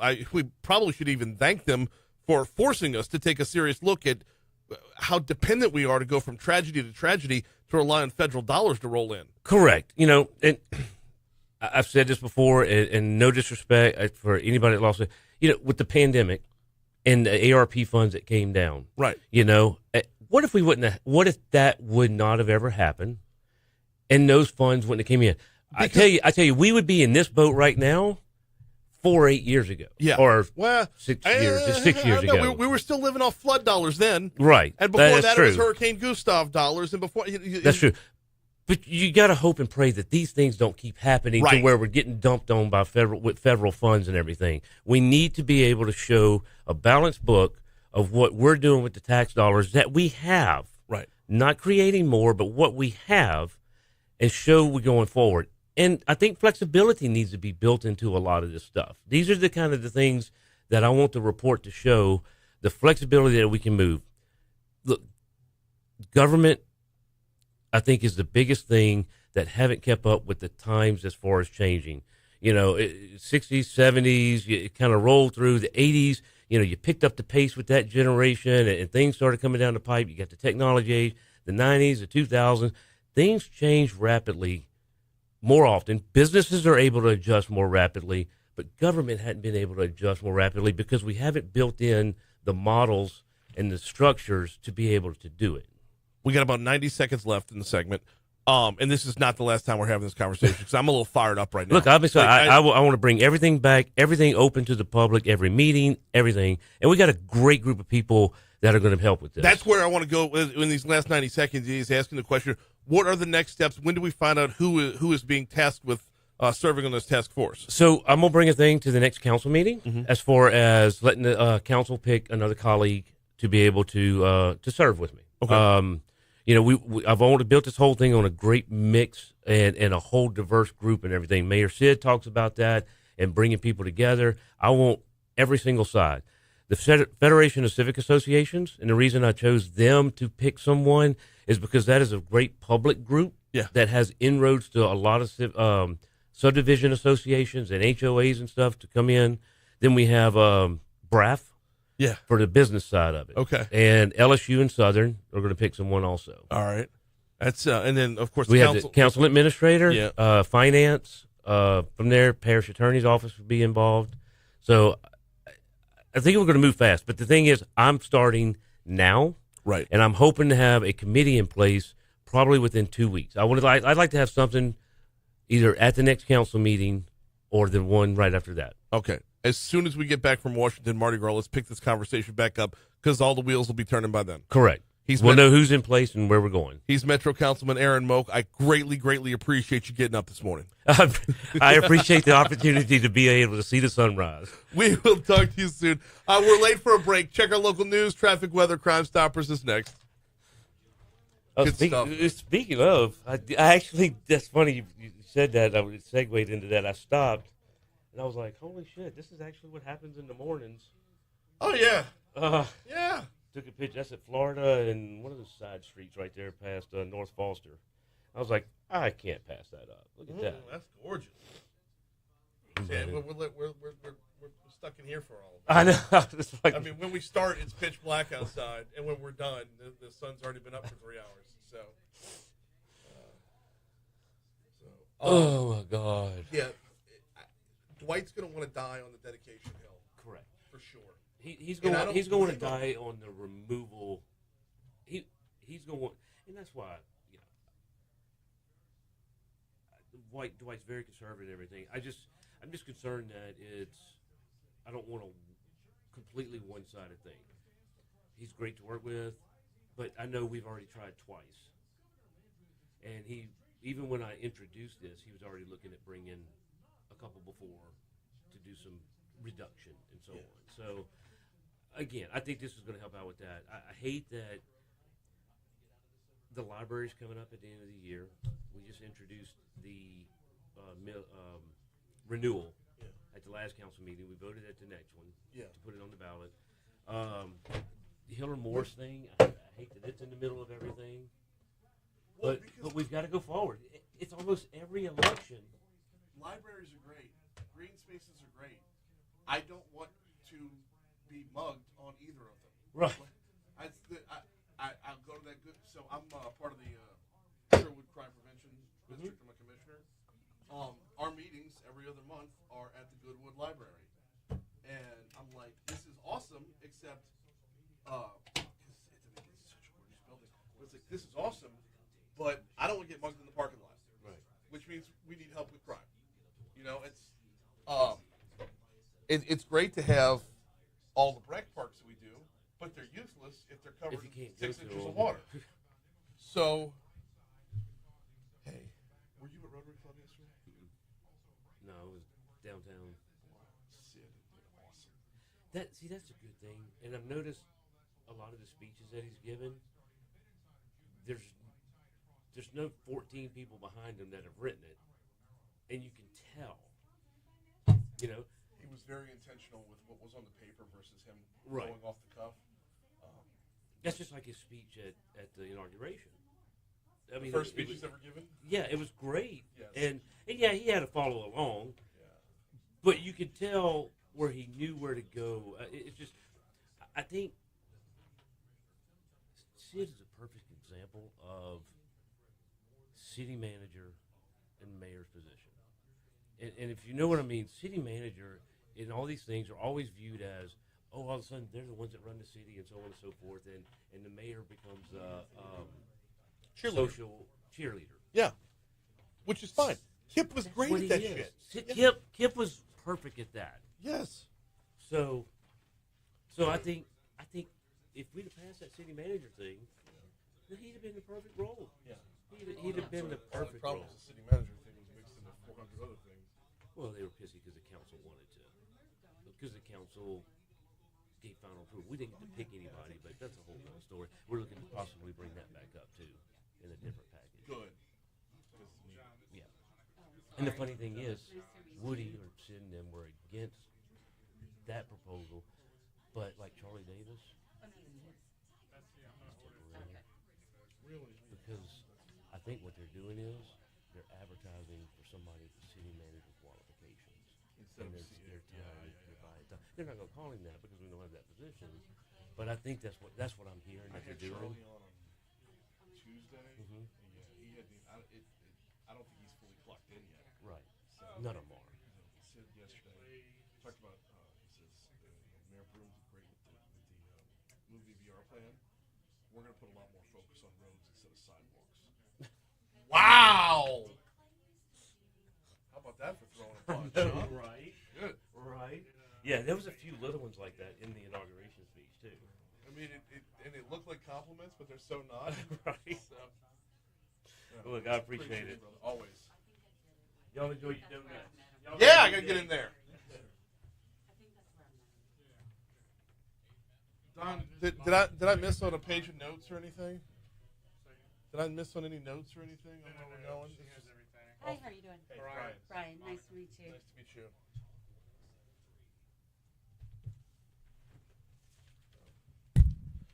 It is another cold one to start things off. Where are we headed? Here's your forecast with Emma Kate Cowan. It's my neighbor. Really? Mm-hmm. Cool. She has Thank you. really grown into her role. She lives across the hall from me. She's a sweet girl. It's funny because most of the time she's getting home when I'm leaving for work. Okay, where do we start and where are we headed? And by the way, we're going to be on Facebook Live as well. Perfect. It is human trafficking. Here, I'll let you look at this. It's Human Trafficking Prevention Month. That's the press release that we started with yesterday. And we can talk about human trafficking around Super Bowl, too. Those are probably the two big things.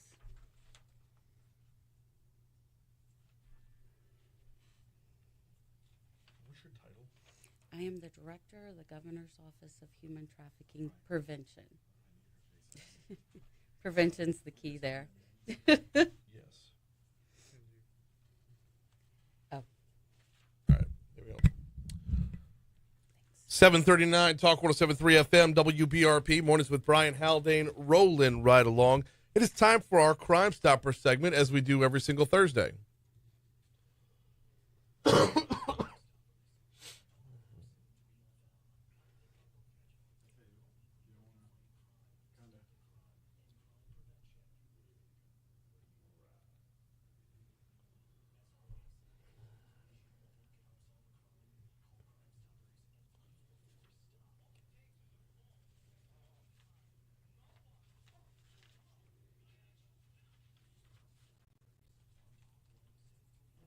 We also have this barcode if y'all want to put it up on the... January has been designated as Human Trafficking Prevention Month in Louisiana. We're going to talk about that right now. We've got Monica Taylor with us. She is the director for the Governor's Office of Human Trafficking Prevention. Monica, welcome. How are you? I'm great. Thank you so much for having me. I appreciate it. Glad to have you on here. Glad to be talking about this because there are a number of different things that I don't think people realize how close to home they hit. Exactly. So human trafficking, January is Human Trafficking Awareness Month, and we really want people to understand what human trafficking is. It's not like you see in the movies. It's not like the movie Taken or even like the movie Sound of Freedom. Not that those types don't happen. They absolutely do. But really, we see it everywhere. We see it in every community across the country, big and small. It doesn't just happen in New Orleans or Baton Rouge. It happens everywhere. And national statistics are just under half of all human trafficking victims are trafficked by someone in their family. And the other large percentage of people who are trafficked, they're trafficked by someone that they consider to be a partner. And so it's not this idea of someone getting grabbed and thrown into the back of a van. And really the force is mostly mental.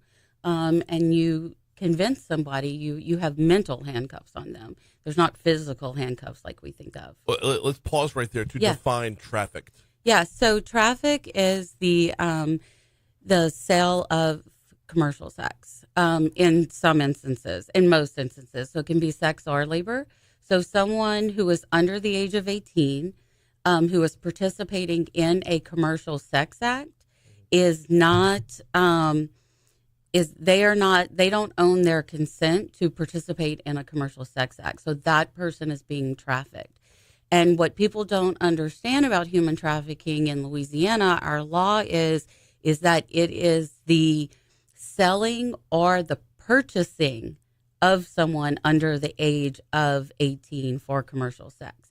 So if you are purchasing a minor for sex, even if that minor is quote unquote selling themselves, you can still be charged with human trafficking. What is the difference between trafficking and prostitution? So prostitution, you have to be over the age of 18 to willingly sell yourself. And you don't have anybody else who is in control of you, who is forcing you in some way to do it. And when I say forcing, I don't necessarily mean like physical force. It could be mental coercion. So it could be, if you love me, you will do this. If you want to live in this house, you have to do this. And so that is, regardless of if you're over 18 or under 18, that is what we see in a lot of instances, in a lot of cases, is that on the sex trafficking side, is that people will be coerced into it. Now, in Louisiana, anyone under the age of 21, legally, we do not have to prove force, fraud, or coercion. But a lot of times that does take place there. We're talking with Monica Taylor as part of our Crime Stopper segment. She's the director of the Governor's Office of Human Trafficking Prevention, as January is National and Louisiana Human Trafficking Prevention Month.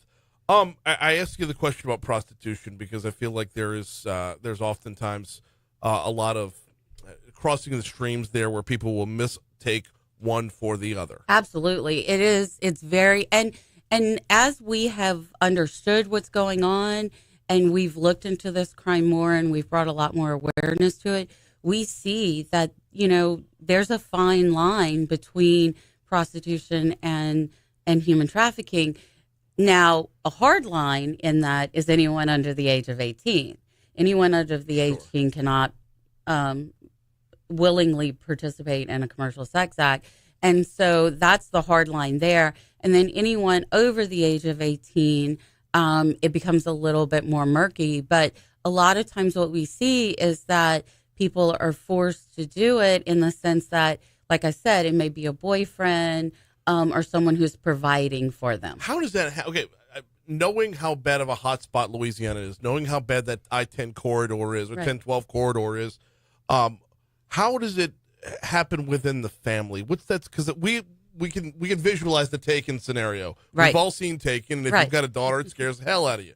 But how does the family aspect happen? So, take a situation where you have, you have a father who has custody of his children, and maybe he has a drug problem, or maybe he doesn't, but he's been molesting his child for years, and then he decides he's going to sell her as well. Or you have a child who is in custody of a grandparent, a grandmother, and the grandmother has a boyfriend, and he decides that he's going to start selling her to make money because she lives with them and she needs to pull her weight and she needs to contribute to the household, and this is the only way he can do it. He doesn't care that she's 13. That doesn't mean anything to him. In those scenarios, which if I'm reading you right, those are the more often scenarios. It's more frequent scenarios. How does that I-10 corridor come into play here? How do we become a hot spot versus other places with that? So, what we see with the actual transportation and with some of the hotspots, a lot of those, not all of those, but a lot of those are more of the boyfriend or the romantic partner type situation, where you have someone who maybe has been in foster care or who's a runaway or who's just been coerced online by someone who's older. So you may have a 13-year-old girl who grew up in Westlake, right at the border of the Louisiana-Texas line, and runs away from home and hooks up with an older man who's, 35 or so, and they may just drive back and forth up and down I-10 to Lake Charles, to Lafayette, to Baton Rouge, to New Orleans, and places in between. And they'll put they'll put ads up online on different social media sites, advertising, and wherever they get a hit, it's like, okay, we'll start heading, east. And then when we get a hit, we'll just go ahead and stop there, and, you'll work for a little while. We're less than a month away from the Super Bowl, and no matter where the Super Bowl goes, this is a headline that follows it. It is. Why is the Super Bowl such a hotbed? So it's kind of a funny thing because it is something that follows it. And I like the way you said that. I really do. You said it follows it. The media attention around human trafficking follows it. There is no evidence to show that there is a spike in human trafficking around Super Bowl. So what we see is an awareness around it, because I actually did a webinar yesterday, and someone on there was showing some statistics, is that the majority of people who have been arrested at previous Super Bowl operations were locals. So it was local people who were arrested as buyers, even as buyers. But there is an increased attention to it. So one of the things that we do see is that not only around Super Bowl, but for New Orleans, we have Mardi Gras, we have Jazz Fest, we have, all the different festivals. So there's constant influx there. Anytime there's a large amount of people, you're going to have trafficking. I love that you explained all that, because it goes back to the Taken scenario. When you hear headlines that follows the Super Bowl, you think the uber wealthy from around the world are converging on one place, and then they're up to devious and nefarious things individually. But, I mean, if it's just because the greater attention is paid, so more light is shed on a story that would have existed, whether the Super Bowl was there or not, that's a different story than we're used to hearing. Exactly. Yeah, and that's one of the things that we're trying to do, and we're trying to push out there so that people understand, that this is a problem that happens in every city, every small town in Louisiana, 24/7, not just around Super Bowl, and not just in New Orleans. We got about a minute or so left with Monica Taylor, the director of the Governor's Office of Human Trafficking Prevention. Where are we in the battle right now? Where are we in getting a foothold on, turning the corner to where this isn't as bad of a problem as it's been? I think we're in a good place. We're definitely learning. I was at the Attorney General's office previously, and I did a lot of training of law enforcement. And law enforcement is doing a fantastic job on this issue. They're very much educated on it. We have some parts of our criminal justice system that still need to be educated. And then, of course, we're constantly trying to educate the public to make sure that they understand what the issue really is. In the general public, this isn't something we're going to be face-to-face with, at least not knowingly face-to-face with on a regular basis. What's our role? So our role is being aware of people, making sure that you understand what human trafficking is. And you can go to our website. You can go to the governor's website, and we have a lot of information on there about human trafficking that you can look up. And you just want to make yourself aware of situations and never intervene in a situation, but always feel free to call one of the human trafficking hotlines. What are the human trafficking hotlines? So the biggest one that we like to have people use is text help, HELP, to be free. So that's 233-733. Text help to 233-733. 233-733. Text help there for the human trafficking hotline. She is Monica Taylor. I appreciate a couple of minutes this morning. Very enlightening stuff. Absolutely. Thank you. Thank you. We're coming up on 7:51 at Talk 107.3 FM WBRP. We are due up for another quick break. When we come back, let's talk about insurance rates. That's headed your way next. Don't forget, next hour, Ag Commissioner Mike Strain in the house. We got a lot to talk about with him as well. That's all heading up next on Talk 107.3. Never enough time for this topic. Well, no, we could have. This is one there. Can I take that back? Yes. Yeah, this is one that again, father of daughters, and if the Taken scenario doesn't scare the hell out of you, Yes. I don't know what would. Listen, we can have her back soon. Anytime. Absolutely, let's do that. Anytime. I'll come back if you want to do a longer segment or whatever. Yeah. Yeah. Sure, would love to. So, yeah. Yeah, family scenario, as I understand it, I might be wrong with this, but the family scenario normally runs around drugs. Not always. Sometimes it's just survival based. We had a case in central Louisiana. It was a mother prostituting her daughter. The mother had 5 kids, didn't know who the father was of any of them, and basically come to find out, I mean, that's how her mother got pregnant 5 times, is that she was trafficked by someone else. And she wasn't really horrible to her kids. Her house was clean, her kids were clean, they went to school and everything. Just on weekends, she made her 13-year-old daughter have sex with some people because she wasn't worth anything anymore and she didn't know how else to pay the bills. So sometimes it's a generational thing. It's just a lack of cultural understanding. It's hard for people to wrap their heads around that because you would never do that, right? But this woman didn't know anything better because that's how she had been her whole life. That's insane. Yeah, it's harsh. How hard is it to break that mentality? It's very hard. It's very hard to break that cycle, but I find that we're doing, we have a lot of really good advocates out there who are doing this work and who are working with these people. Yeah, for that to be generational is just insane. Yeah, it's not uncommon. The stuff we've seen, right, Don? We've seen some things. I appreciate you so much. Thank you. Thank you. It's mine. Yeah, that's yours. Thank y'all so much.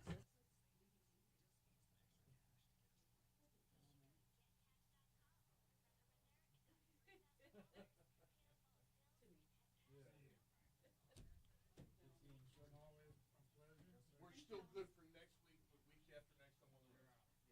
And you were taking me with you? Yeah, come on. We're gonna have some fun. Where are you going? Washington Mardi Gras. I lived up there for 10 years, and so I called a friend to see. I was like, "What y'all doing that week?" I'm gonna come. And she's like, "You sure you want to come?" And I was like, "Yeah."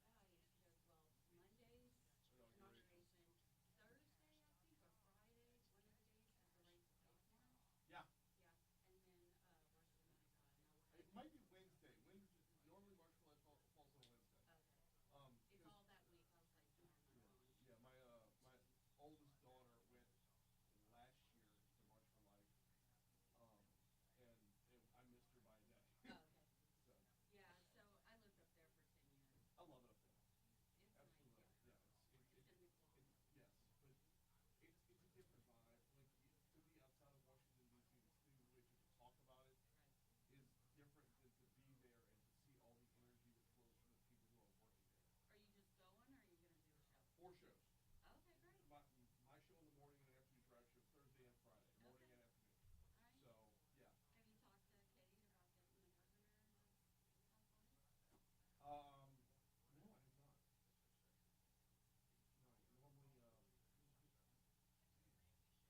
I've been up there.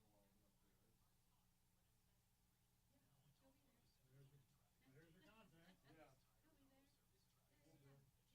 hit them up. Yeah, Tell I'm him in. to coming by. He's, I mean, and if you're doing it early in the morning, he's up early. No, I know. I'm a big fan of Jeff. I have a pretty decent relationship with Kate. To get at him. So we'll do. I'll tell her when I see her too.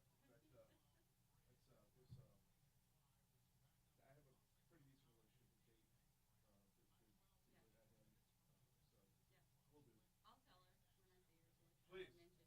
Please. Okay. Thank you. Thank you. Appreciate it. Later, Don. Thank you.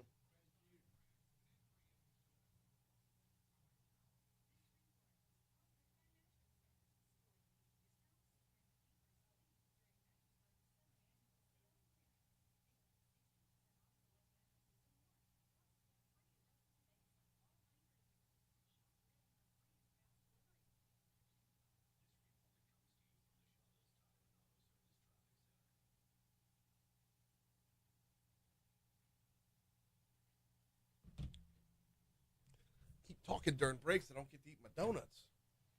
Have you got one yet? Shit.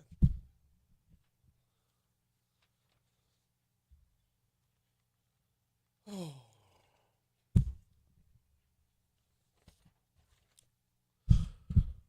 756 Talk 107.3 FM, WBRP, mornings with Brian Haldane, rolling right along. Man, been a fast-moving show, and we haven't even gotten to Mike Strain yet. The ag commissioner's going to be in the house next hour, which I can't wait for. So we're on the front end of crawfish season, right? Things are about to get rolling on crawfish season for sure. In fact, I'm sure that Dr. Strain's going to tell me it's already here. Okay, fine. There's that. But remember, it wasn't this past summer, but the summer before, where Louisiana had to deal with 1 billion different wildfires. And the amount of work that went into fighting those fires and mitigating their damage and whatnot. You can't help but hear all the headlines out of California.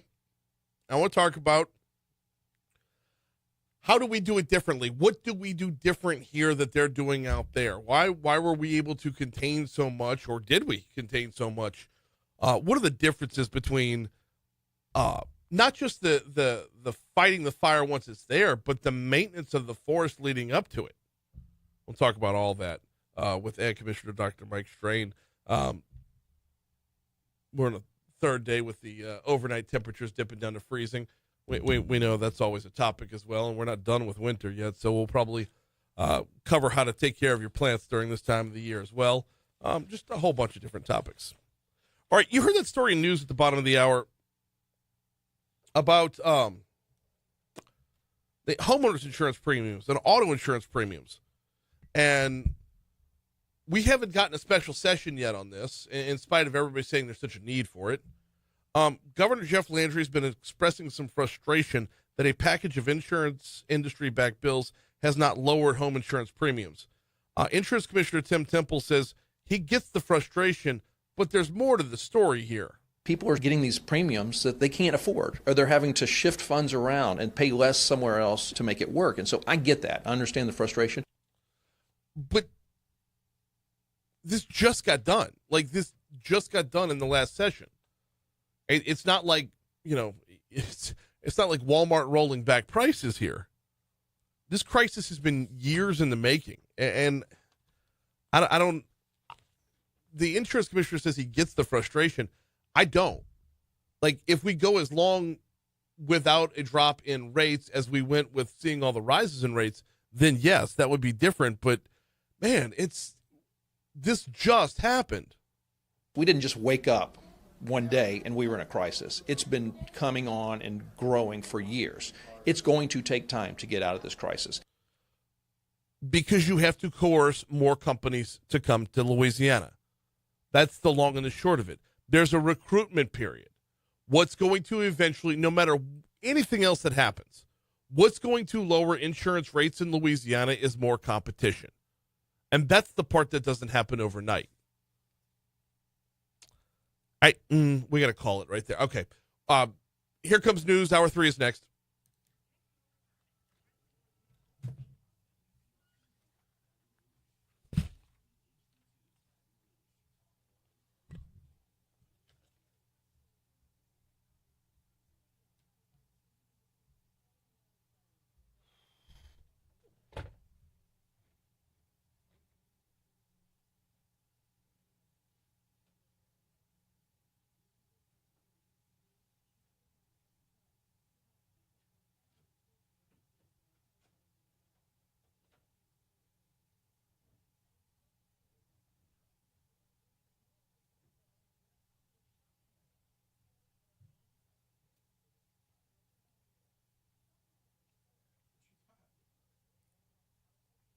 Apple fritter, my man. Apple fritter.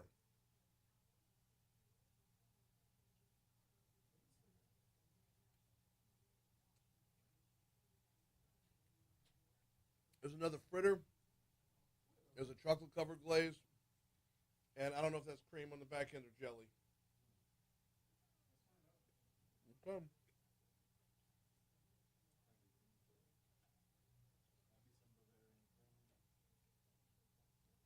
You never know, though. Bavarian cream? Okay. That's yeah, that's donut roulette. I love Bavarian cream and I hate lemon jelly. Oh, man. So have you ever bite into it? Mm-hmm.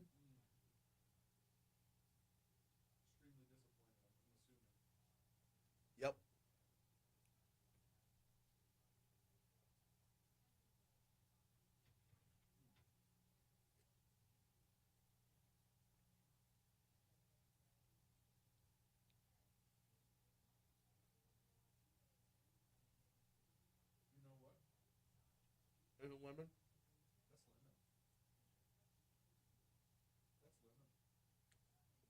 Sorry.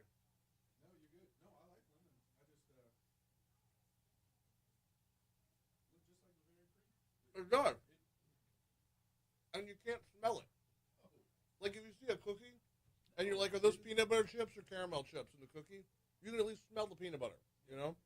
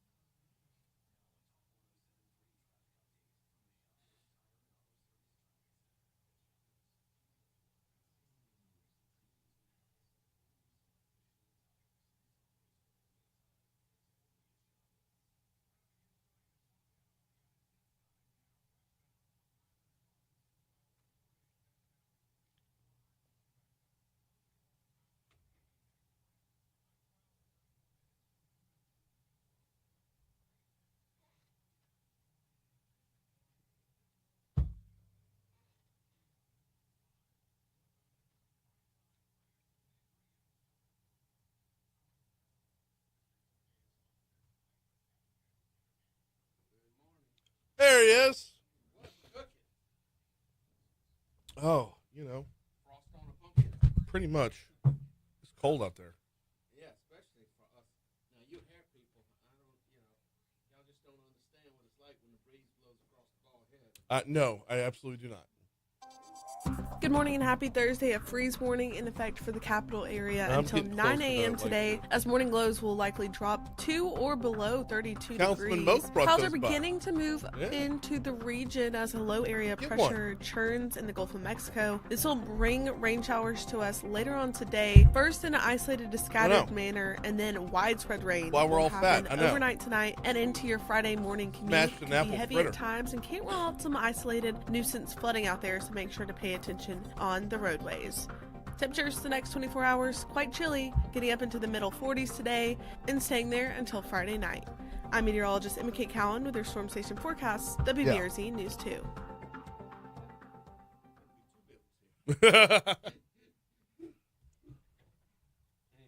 know, boss, but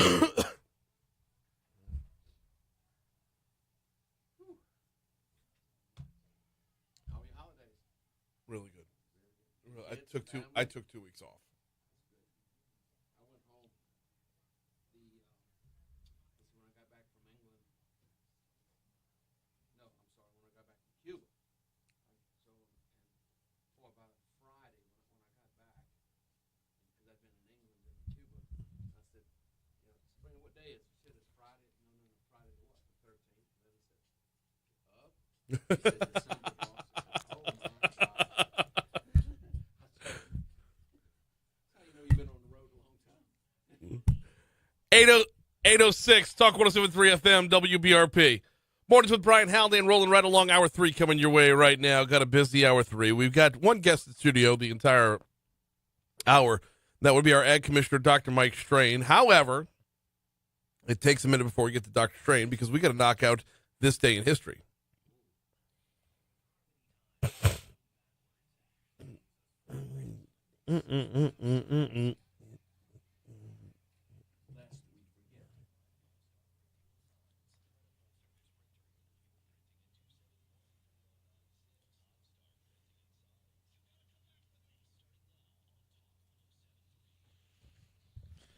All right, John. All right. Starting off in 1493, where Christopher Columbus mistakes manatees for mermaids, describing them as not half as beautiful as they are painted. Can't make this stuff up, man. This is history. Yeah, this is the history we those want. Those are kind of mermaids that need to be on the GLP-1s, right? Right, you know, those manatees are a little bit chunky, right? Oh, man. Oh, man. Oh, man. Christopher Columbus. That's the guy we're trusting to have discovered the new world. No, manatees. No, manatees. I know, but like, I don't want to upset any mermaids. I still go fishing. I meant Christopher Columbus's fat shaming mermaids. Right. You're just putting them on Ozempic. You got to be modern now. The fact that he's quoted, not half as beautiful as they are painted. Oh, man. You think he was drinking a little bit of I that? don't know, man. Yeah? Oh, there like was Charles something on the Barkley going to San Antonio. Oof. Ooh. Yikes. Hey, 1793. I don't think we're going to get through this today. Oh, I don't know. It's tough. Oh, man. This has to actually do with a national day today, 1793, where the first hot air balloon flight in the U.S. lifts off in Philadelphia, Pennsylvania. Piloted by Frenchman Jean-Pierre Blanchard, it lands 15 miles away in New Jersey. Wow. So, Have you ever been in a hot air balloon? I haven't. That's too high. No. To be that exposed, I don't know. I just feel like the worst could happen, and it would happen to me. I want to do that, though. I will tell you, right, when you let me talk, a hot air balloon story. Okay. So, you know, one afternoon we're in the barn and with my dad, and we are, you know, working livestock, and we hear something sound like a jet airplane. Mm-hmm. You go outside, you don't see anything. I mean, like really loud, right over the barn, kind of rattling the tin. Yeah. Go back inside, and the cattle are kind of getting really spooked, right? And then we hear it gas up again, and then right out of the big double doors, the balloon comes down. Oh, goodness gracious. So they were right over the barn, and they lost, you know, their propulsion and whatever in their lift, and they landed not 50 yards, right? Boom, there in the field. Went out there and helped him. Said, "No, give me a minute," and boy, he kept gassing it up, and away he went. Right? Yeah. Well, yes. So we understood, but the cattle, they thought the Martians had landed. Well, yeah, yeah. I can't imagine how that would have been processed. But soft landing, though, right? Nobody hurt. Nobody got hurt. Right. That's now. not If he good. would have come through the barn, right? He got it because he was coming straight down onto the roof of the barn. Is where it was coming down. He would have been stuck up there. Yeah, and he was juicing it pretty hard, trying to get off the barn, and he made it another 50 yards into the field. All right. Wow. Yeah. That's insane. 1894 here, New England Telephone and Telegraph installs the first battery-operated telephone switchboard in Lexington, Massachusetts. Also, this has to do with another event in history coming up. So, 1959, the TV Western Rawhide with Clint Eastwood premieres on CBS. Okay. Were you 59? Yes, sir. I was were you, alive. You were watching it? Were you? No. Well, from my the reruns, from right? my cradle. Right. Yeah, I'm a 58. Yeah. 58. Yes. Hey, 1967, NFL New Orleans franchise takes name Saints. Wait. 1967. Yes. Yep. It was today that Today. they were named the Saints. Yep. I thought they were named the Saints on All Saints Day, the same day that the franchise was awarded. I just report the history, sir. All right. Understand. But legend has it that they were talking. Meekum was talking. They were talking to Archbishop Hannon at the time. Said, "What are we going to do? I mean, what are we going to name them?" And so he said, "The Saints." He said, "Is that okay?" I said, "Absolutely." Yes. And history is born. Yeah. Yes. Yeah. And the franchise was awarded on All Saints Day. Yes. Wow. 1979, Kmart pulls Steve Martin's "Let's Get Small" for being, quote, bad taste. I don't know that. Not Steve Martin. Steve Martin. Let's see. Tech news here in 2001. Apple announced iTunes at the Macworld Expo in San Francisco. Cool. iTunes, talking earlier about phones. In 2007, keeping it Apple related, Steve Jobs announces the iPhone this day, 2007. Wow. Wow. Yep. In 2007. Come a long way. Yes, Yeah. that's when I started running for this office in 07. Oh, nice. Right. Really? Yeah, we started putting an organization together in 06, and we ran through all of 07 to be sworn in 08. Okay. My oldest daughter was born in 07. Mm-hmm. She goes to college this fall. Uh-huh. Yeah. Yes. Yeah. So Yes. the iPhone would be going to college this fall. Isn't that something? It is. Mm. It is. Moving on to Birthdays, what you got? Yep. I got Richard Nixon here. Oh. Starting off. All right. Let's see, musician here, Dave Matthews as well. Okay. J.K. Simmons. Oh, love me some J.K. Simmons. Yeah. Jimmy Page. Yeah. Led Zeppelin. Let's see. Who else you got over there? I've got I've got a spinning wheel on my screen here. All right, I know I got two from the sports world, so let me do those first. Okay. Muggsy Bogues, Yeah. shortest man in NBA history, and Chad Ochocinco. Okay. Yeah. Nice. Let's see Catherine, Princess of Wales, born on this day in 1982. Speaking of princesses, Yeah. Kate Middleton today as well. That's the same one. Oh. Yeah. Catherine or Kate Middleton, yes. She's Right. the Princess The of Wales. princess. And Bart Starr was the other one from the sports world that I had. Quarterback Bart Starr. Deaths today in 2022. Bob Saget. Oh wow. Saget. Beloved television. So I've seen him do stand up comedy before. Yeah. And it was otherworldly. Yeah. He was so good. Filthy from start to finish. Yeah. But Undoubtedly. unbelievably like cramp laughing, cry laughing. You laugh so hard you forget what you were laughing at. Mm. So yeah, he was amazing. He was one of a kind. Definitely. Most definitely. Today, National Days, Balloon Ascension Day. Of course, we were talking about balloons. Yes. Yep. Let's see. Maybe you and I need to do that ride in a balloon. A hot air balloon? Uh-huh. That's you and me together?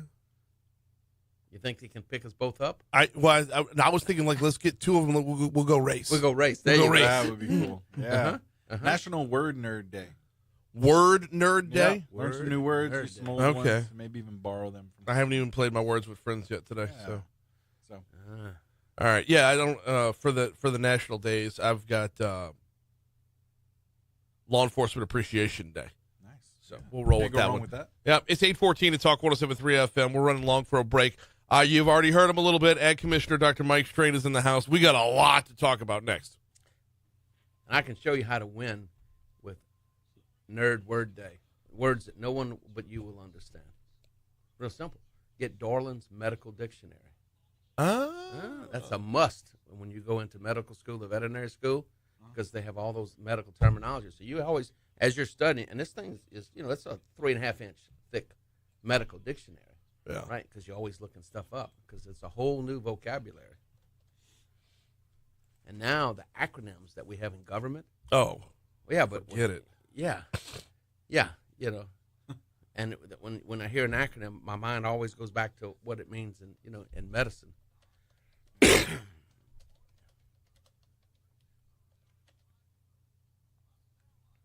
Okay, I'm sorry. Going back to the Matt McMahon show from last night. Yeah. Just the content, not the commercials. Okay.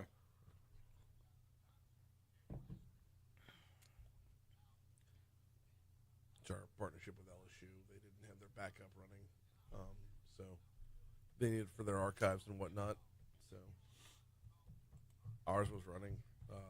Ours is always running. We always have a backup. So all right. We'll start with the wildfires. Sure. Okay. Sure.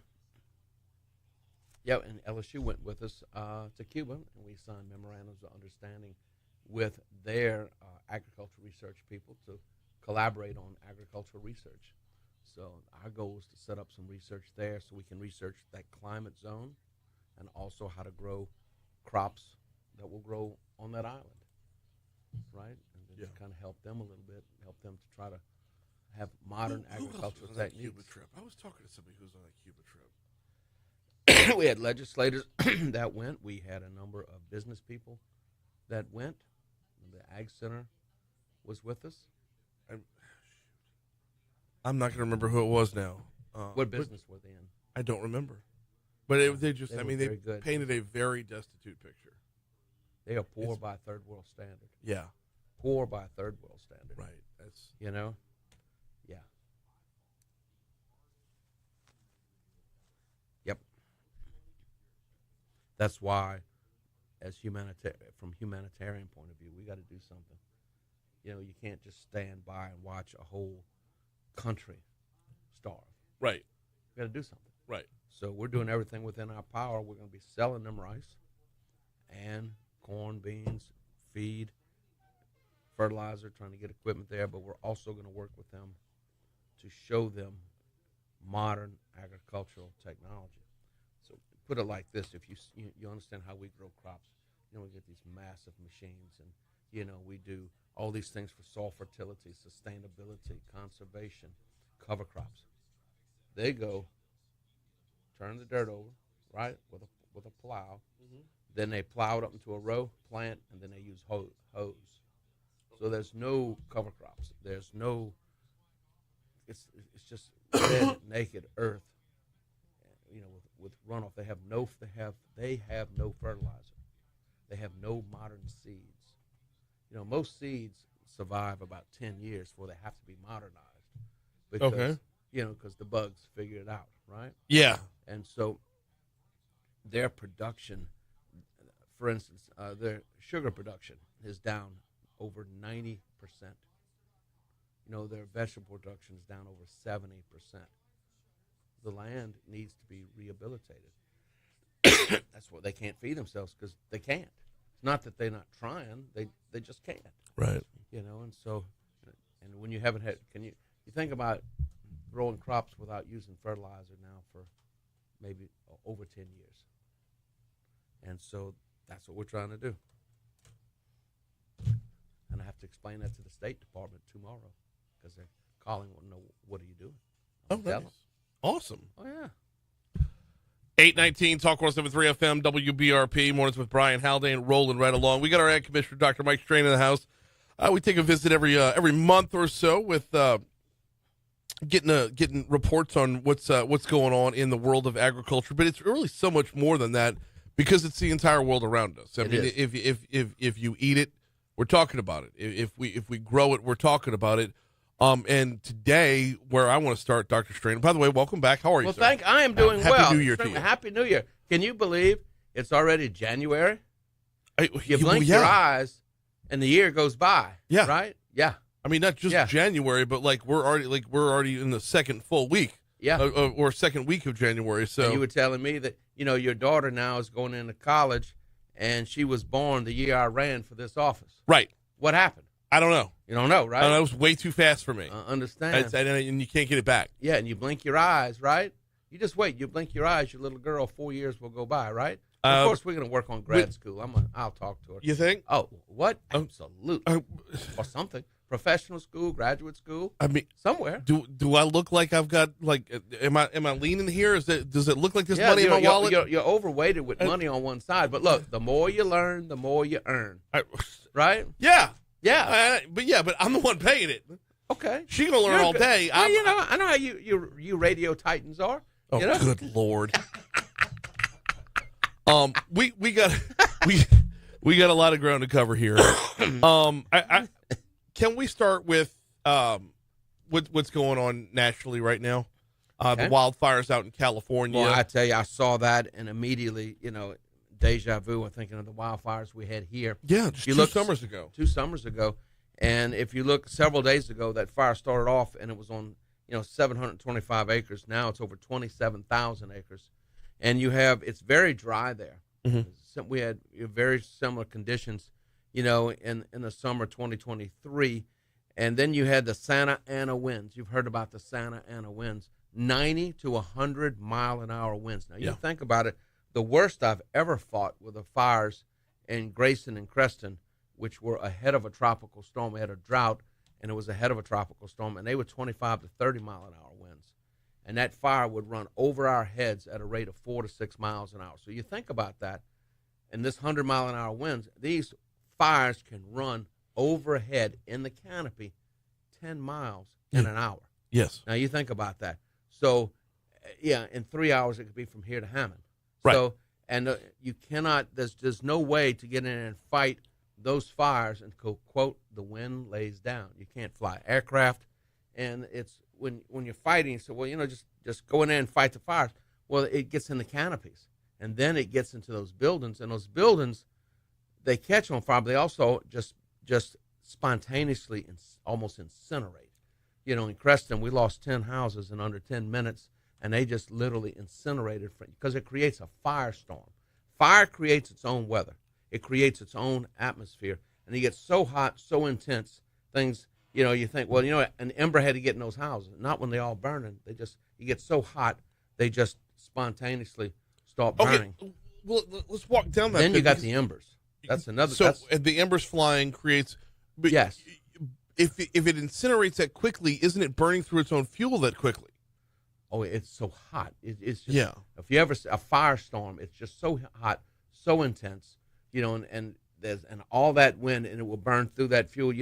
So these houses, it's not like they will. A typical house fire could last for quite a while, but there's so much heat that they burn extraordinarily fast, and just putting water on the house before it gets there is not going to stop it. Now there are things that we tell people to do to protect your home from wildfire. For instance, you live in a rural countryside, right?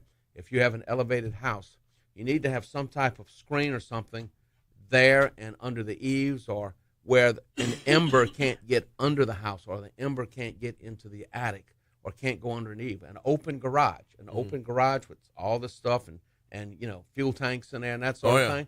No, you need a garage door, because these embers, we had embers from the fires that we had from the Tiger Island fire that started fires in Texas 20 miles away. Now you think about this. Those embers go up from the intense heat, they go and they settle. And what happened in Los Angeles and Palisades and through there, these embers, they leapfrog. They'll leapfrog with the wind ahead of you. And so as you're fighting here, now you're fighting behind you and in front of you at the same time. Oftentimes 1 mile, 5 miles, 8 miles, just depending on how it's going. And then you can get the tornadoes of fire, right? And we had some of those in Sabine Parish. And when you see a firenado, once you see it, you'll never forget it. And it's rolling and it's lighting everything. And so what we're doing here, is that we have increased our training. We have fire academies. We call them heavy steel academies, where additional people, they train, they retrain, new people are trained in our agency, and we offer it also to other agencies to work with us, where we take our dozers, our suppression equipment and everything, and we have an actual site there at one of our large offices in Woodworth, Louisiana, where we set up the training academy, where they take these dozers and they go out and they quote fight fires, but also they train on what happens if you stick that dozer on an object. You high center a dozer. How do you get it off? How do you go down the side of a slope? What happens if you start sliding? You bog that dozer down. You get it stuck in the mud, right? And you're in it. Now what do? And we train and retrain and retrain, and we train on coordination. And the other thing we've done is we've established a central dispatch system that is here on Florida Boulevard, adjacent to our Emergency Operations Center, EOP, because I'm part of GOSEP, Governor's Office of Homeland Security and Emergency Preparedness. So we deal with fuel, logistics, fire, and every unit, every dozer, every transport, every pickup truck, everything is GPSed. And we've got screens where it's live. So we know where everybody is, where all of our equipment is, so we can more efficiently dispatch. And now we're working, the legislature was very good in helping us to buy some new equipment. So we're up, we've already we've got about 30 new dozers coming into play, probably half that many transports. And so we are, the dozers that we used a year and a half ago, a lot of those are just simply worn out. Yeah. And so we're redoing the undercarriages on them, but we're also setting up a system to where we can have more equipment in the hot zones. DeRidder is a hot zone, and so that I can move personnel much faster than I can move equipment across the state. And we can leapfrog personnel and bring additional personnel that we're now training to put more manpower on the dozers, because I can tell you on one Sunday during the height of the fire, in the battle at Tiger Island, Highway 113, all these different, fires that we were fighting, we got down to no more equipment. We had every piece of equipment committed. We had a thunderstorm system go through, and in 10 minutes I had 8 new fires, 8 in 10 minutes from lightning strike. Unreal. And we had one that was in Calcasieu Parish between a subdivision and a refinery. Oh. And we had, and so what are we going to send? Everything is committed. So we located an industrial dozer that is at our Lackason facility. We sent it down there until we could leapfrog, because that's what our firefighters do. They get this under control, right? There's controlment and containment. Control means you've got it plowed and you're holding it. Containment's when there's no more fire. Containment could take a month. We leapfrog them so that we can better, quote, leapfrog. So control essentially is We're managing it. Yeah, well, we're keeping it from eliminating spreading. its fuel source, or you're minimizing stopping it from moving to a new fuel source. Okay, right? there you go. That's the whole thing. And that is simultaneously proactive and reactive, right? Oh, absolutely. Absolutely. We got 2 minutes till break, so I want to ask you this before we get to break. When it comes to California versus Louisiana, how good are we with the proactive stuff? We're with very the prescribed good. burning? We're very good. Prescribed burning. We actively manage our forests, and one of the issues that we had in the summer of 2023 is some of those forests had not been managed properly, and those out of state and out of country landowners say, look, you need to manage your forest. You need to come in and do your prescribed burning. You need to clean up, your right of ways. You need to clean up, and all the fire breaks, do everything that you need to do, versus waiting till there's a disaster and us have to come in, and now you've lost everything. And so we are very proactive with that. And also we have signed a memorandum of understanding with the National Forest Service. So like the Costache, our goal is to prescribe burn at least 10% of the national forest in Louisiana per year. Oh, so wow. active management. And we work together, active management on the state forest, the national forest, and working with private landowners. Now, do you know offhand if California does or does not do the same prescribed burning we do? We're trying to get them in California, U.S. Forest Service, to manage their forest.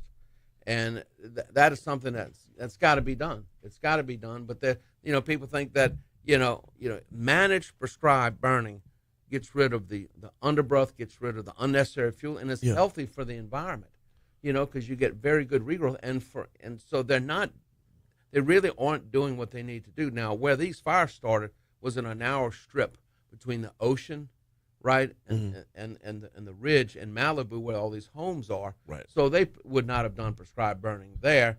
But you need to be able. You've got to get rid of the deadwood. You've got to, and you really need to go ahead and trim up the grass and do all the things you can do proactively versus reactively. All right, that's where we're going to have to break it. He's Ag Commissioner Dr. Mike Strain. We got news coming your way. We'll check traffic. We'll check weather.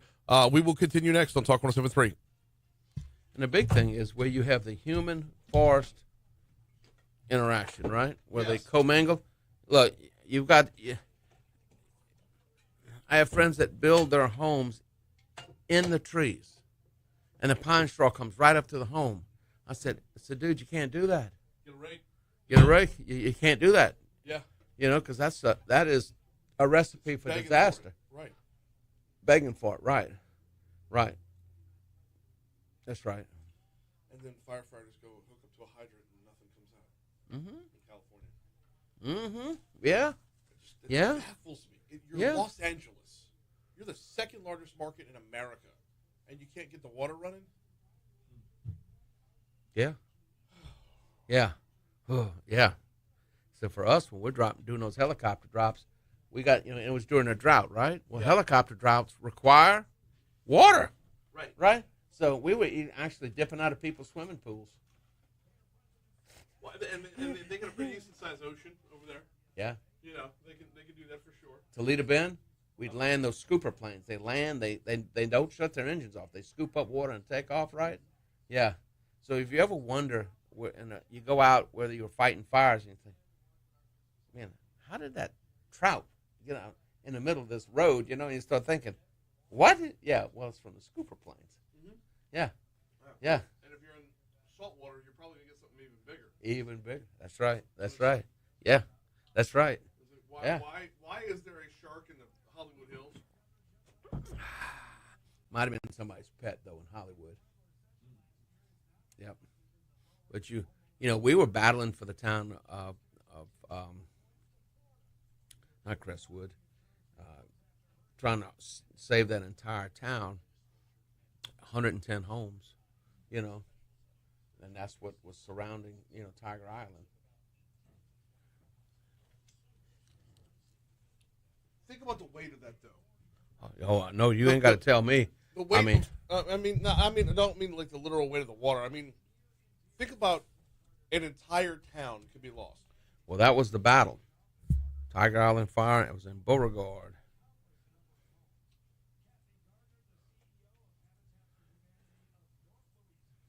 Maryville. The battle for Maryville. That's where it started. Maryville? And the battle for the town of Maryville. Yep. September 3rd. August 22nd. I remember that. So, yeah, when a call came in, I said, no matter what it takes, we're not going to lose Maryville. And so, you figure out Tiger Island. Now, you got 35,000 acres burning in fire. So, a square mile is 640 acres, right? So, you're looking at more than 6 square miles. 6 miles that way, 6 miles that way, right? So 6 times 4 is 20. So you got a 24 to 30 mile fire line. Now you think about the fire line. One time we were fighting over 55 miles of fire lines simultaneously. And so with the town of Maryville, and until the cavalry comes through, you can get extra assistance, which generally takes 7 days, 5 to 7 days at best. Mm-hmm. You got to hold it with your team. Yeah. And so the fire got within 3,000 yards of Maryville. But twice a day, no matter what, we're not going to lose a town, whole town of Maryville. So we kept just pushing back, and within, about 7 days, we had the National Guard there, and we started getting those. We were able to get those tankers to come in, the drop. Now, if I call them today, they're probably not available. They're in California on standby. There's only a handful of them, and then the big super tankers. Boy, those things they are incredible because they come right down to the ground, and these are big planes, big, 2 and 4 engine jet aircraft. The super tankers, and drop the retardants. And it moves so much water, but it doesn't. You would think with that much water, it would just douse it. And it'd be okay. No, But sir. No, it's no, sir. And the like retardants, literal- you literal drop that drop in a in bucket. you drop it in advance of the fire, right, because it foams, and so the fire can't. That's used to protect. You're trying to stop it, and the water we drop on it is to knock the fire out of the tops of the trees, knock it to the ground where we can stop it with the dozers. Gotcha. Yeah. Yeah, because it doesn't do any good to plow fire lines if it's running over your head in the trees. No, exactly. Because it's just going to keep going. It's just keep it just moving, goes right moving, over moving. Yeah. And you think, how And you fast mentioned- can you run, right? I can run 4 to 6 miles an hour, but I can't do it for hours. Right? And I can do it in short spurts, right? But when that fire is, when you get there and now, look, you're contained on 3 sides, you'd be amazed how motivated you are to move. What are we going to talk about when we come back? And the townspeople come out and said, please save the cemetery. I said, what? Save the cemetery. Marble burns. Really? Oh, yes. Marble burns like kindling. Marble burns. I did not know that. The old Roman cities and all, marble burns. And so all the headstones are burned up if they're marble. You save the cemetery. Wow. Yeah. Okay. And then in Creston, we saved the little church there. So we plowed 8 lines round and round and round the church until we had to abandon the site because the fire was. Hang on a second. We're up above freezing right now. I'm probably going to stay above freezing for a couple days. Here's what we got in store for us today. Going to be sunny throughout most of the day, and then as the afternoon moves along, the clouds will move in. So by about noon, look for the clouds to start to move in, and it'll continue to increase cloudiness. And then this evening, it's going to rain. By about 6 o'clock, we'll have a 40% chance of rain. By about 9 o'clock, we'll be up to a 100% chance of rain. That rain's going to stick with us throughout the morning tomorrow morning. In fact, throughout most of the day tomorrow before tapering off tomorrow afternoon. Today's high is getting up to 50. Tonight's low down to 44.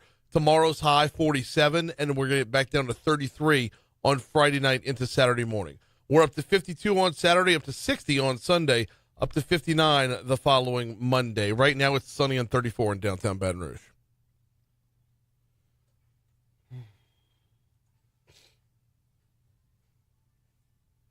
Yeah, with the town of Maryville, and we're at we're there at the local town halls. That needs to be a movie. That needs to be a movie. Yeah, the most motivating and somber thing I've ever participated in. We're there. I'm there with the governor. We got everybody in, and the townspeople are there, and the firefighters are there, and the priest comes in. Yeah. And we started praying. Oh wow! And you talk about an emotional, and when we're saying the Lord's Prayer, right, in the face of this massive wildfire, right, it's sombering. This needs to be a movie. It's 8:38 at Talk 107.3 FM WBRP. We've had Ed Commissioner Dr. Mike Strain in with us. During the break, Dr. Strain was sharing the story of saving the town of Maryville. Yes, and it was I can tell you when the first call came in on around the 22nd of August, and my fire chief said, "What are your orders?" My orders are whatever it takes. We're not going to lose the town of Maryville, whatever it takes. I just bring all assets to bear from anywhere, anything that we can do, but we're not going to lose the town. That order was reiterated twice a day, every day, and that fire got within 3,500 yards of the town of Maryville. 3,500 yards. 3,500 yards of the town, and you can start seeing the embers come in. And of course, they've got their local volunteer fire departments and any assistance wetting the houses down. We got our dozers trying to push it back, but we have a 35,000 acre fire, a firestorm, right. And you see those flames go several hundred feet in the air, right? Because it's burning, vaporized pine tar and sap, vaporized. Right, you think about it, turpentine vaporized, and you got these massive flames, this massive heat, and you're pushing back. And I can tell you, I was just, you just can't understand how you feel when help shows up. When the National Guard came, and then of course, we started using the helicopter drops, and we're putting water on the tops of the trees, trying to knock that fire back down to the ground and push it back away from the town. Mm-hmm. So, and the battle, in this battle for Maryville, we had it under control. Our team got it under control, working, our team with the National Guard, by about the 6th day of the battle. And then what happens once you get it under control, when the National Forest Service and the different strike teams, of which we are part of the compact, when the red team got there, we handed that one off to the red team. And then we redeployed, because then we started fighting, simultaneously the big fires at Highway 113, 7,000 acres, which were arson proven, and a number of these other battles that were simultaneously. And so, at the end of the day, we fought fires on over 65,000 acres in a 5-week period. And, some days, you'd have 10 or 20 fires simultaneous, and then we started having fires across the whole state. But, you're talking about, you can't lose a town. You don't want to lose any homes, right? But you can't lose a town. And so you got Governor John Bell. He said, look, let's go. So, and I came back to Baton Rouge, and then we took the Blackhawks and the state police helicopters, and we flew in to a little, quote, command center just outside the town of Maryville. And I knew that the situation was dire. As we're flying, and I'm sitting next to the governor. He's leaning out the window with a rosary praying. Now, this is a West Point graduate, and an Army Ranger, Right. And when you say, how bad it is, but you could see that fire line, stretched for like 25 miles. You're looking at that 25-mile fire line that you're battling. And then we landed there and we went in and of course, you have the townsfolk there and they were just, the townfolk, they're about to lose their homes, but what are they doing? What? They're cooking for us. They got food there. Of course. Of course. And you've got your local fire departments, you got your volunteer fire departments, you got state police, National Guard, and we're bringing in all the help we can, and everybody's looking at us, all right, so what are you going to do? And like the governor said, and we said, we're not going to lose, we're not going to give up, we're not going to stop. And so as we started the discussion and the prayer meeting, and the priest came out, and when you pray in the face of great adversity, right? Mm-hmm. Everyone unified, and I think that's the most powerful Lord's Prayer I've ever prayed. But it gives you strength and resilience, and we continue that fight for over 6 weeks. We fought those battles, and the expenditures not covered by our budget were in excess of $40 million. And if you look at California, their annual budget is over $1 billion for FireCal. And whatever it takes, right? Because you can't give up. And so somebody said, well, how are you going to pay for this? I said, one thing the commissioner's got, good credit. And you're talking about the power of prayer at a time like that. And yesterday was the feast day of Our Lady of Prom Sucker. Mm-hmm. So could not be more Patron apropos. saint, yes. Yep. Probably should have hit up the nuns at the Ursuline convent, got them in because they've done it before, right? They've done it before. They have done it before. This needs to be a movie, man. I got to put you in touch with Patrick Mulhern and Celtic and whatnot, man. That's right. Everything that needs to be on screen. It's with the film tax credits and everything. My state forester, Wade Dubé, he and I, we're in a battle for the town of Creston, and the fire's raging. We're trying to save a 100-year-old church in the cemetery, and we're plowing fire lines. And Wade said, it's time to go. I said, how fast we got to run? He said, well, unfortunately, we both got to run together. And so the fire had overtaken us, and it was one way out. So that dozer's cutting us a path, and we are going, and literally he's got his hand on my jacket, and we're rolling. And I said, and both of us, how you say, we're not slim, right? And after about the first mile, but you can't stop, but we did save the church and the cemetery there in Creston, but again, tropical force winds, they do, that's a wicked experience when you hear this fire coming. And it was loud there, but it was much louder at Tiger Island. It literally sounds like Godzilla coming through the timber.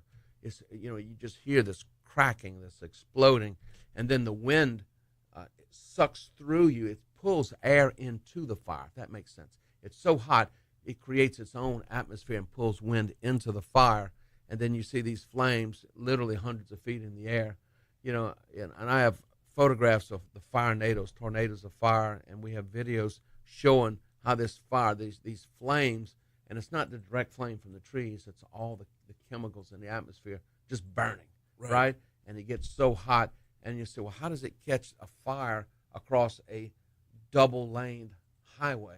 It's so hot, it just ignites, and so you just have to continue to fight until you get it suppressed.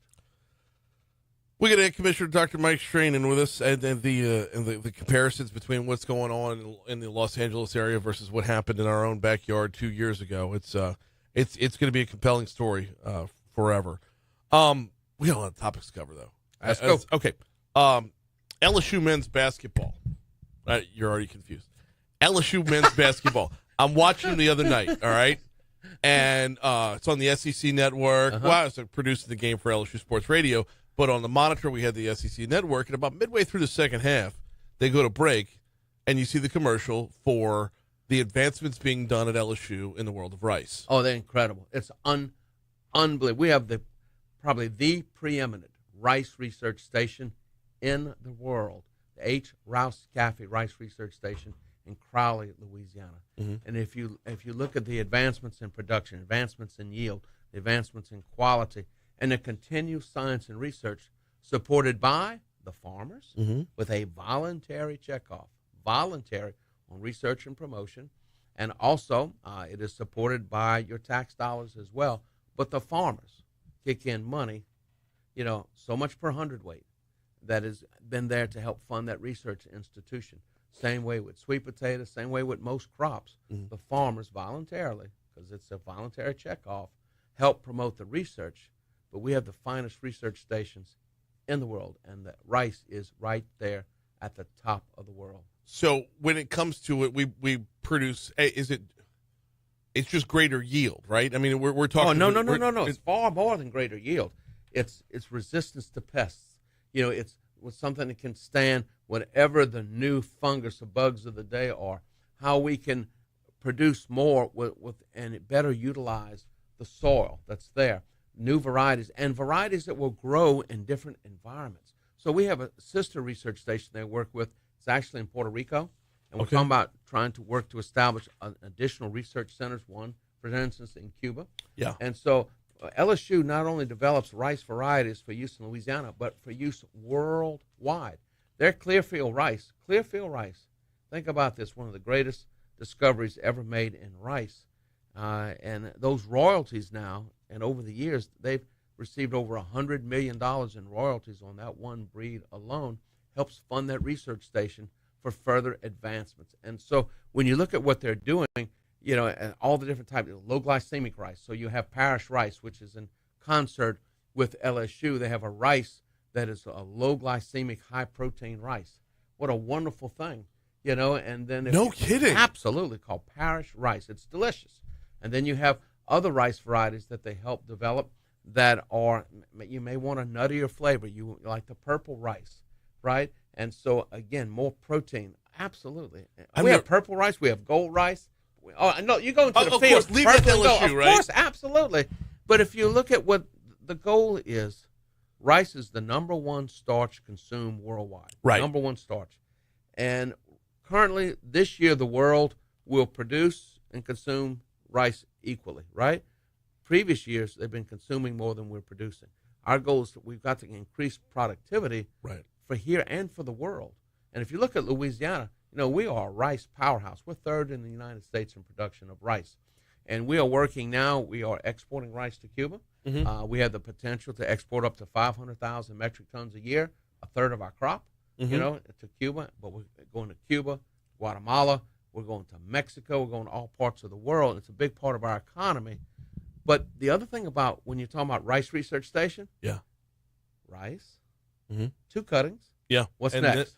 Crawfish. Which right? walks us right up to the break. Crawdaddies. What is the 2025 crawfish season looking like? We're talking about it next with Mike Strain. It's looking good. We're in break.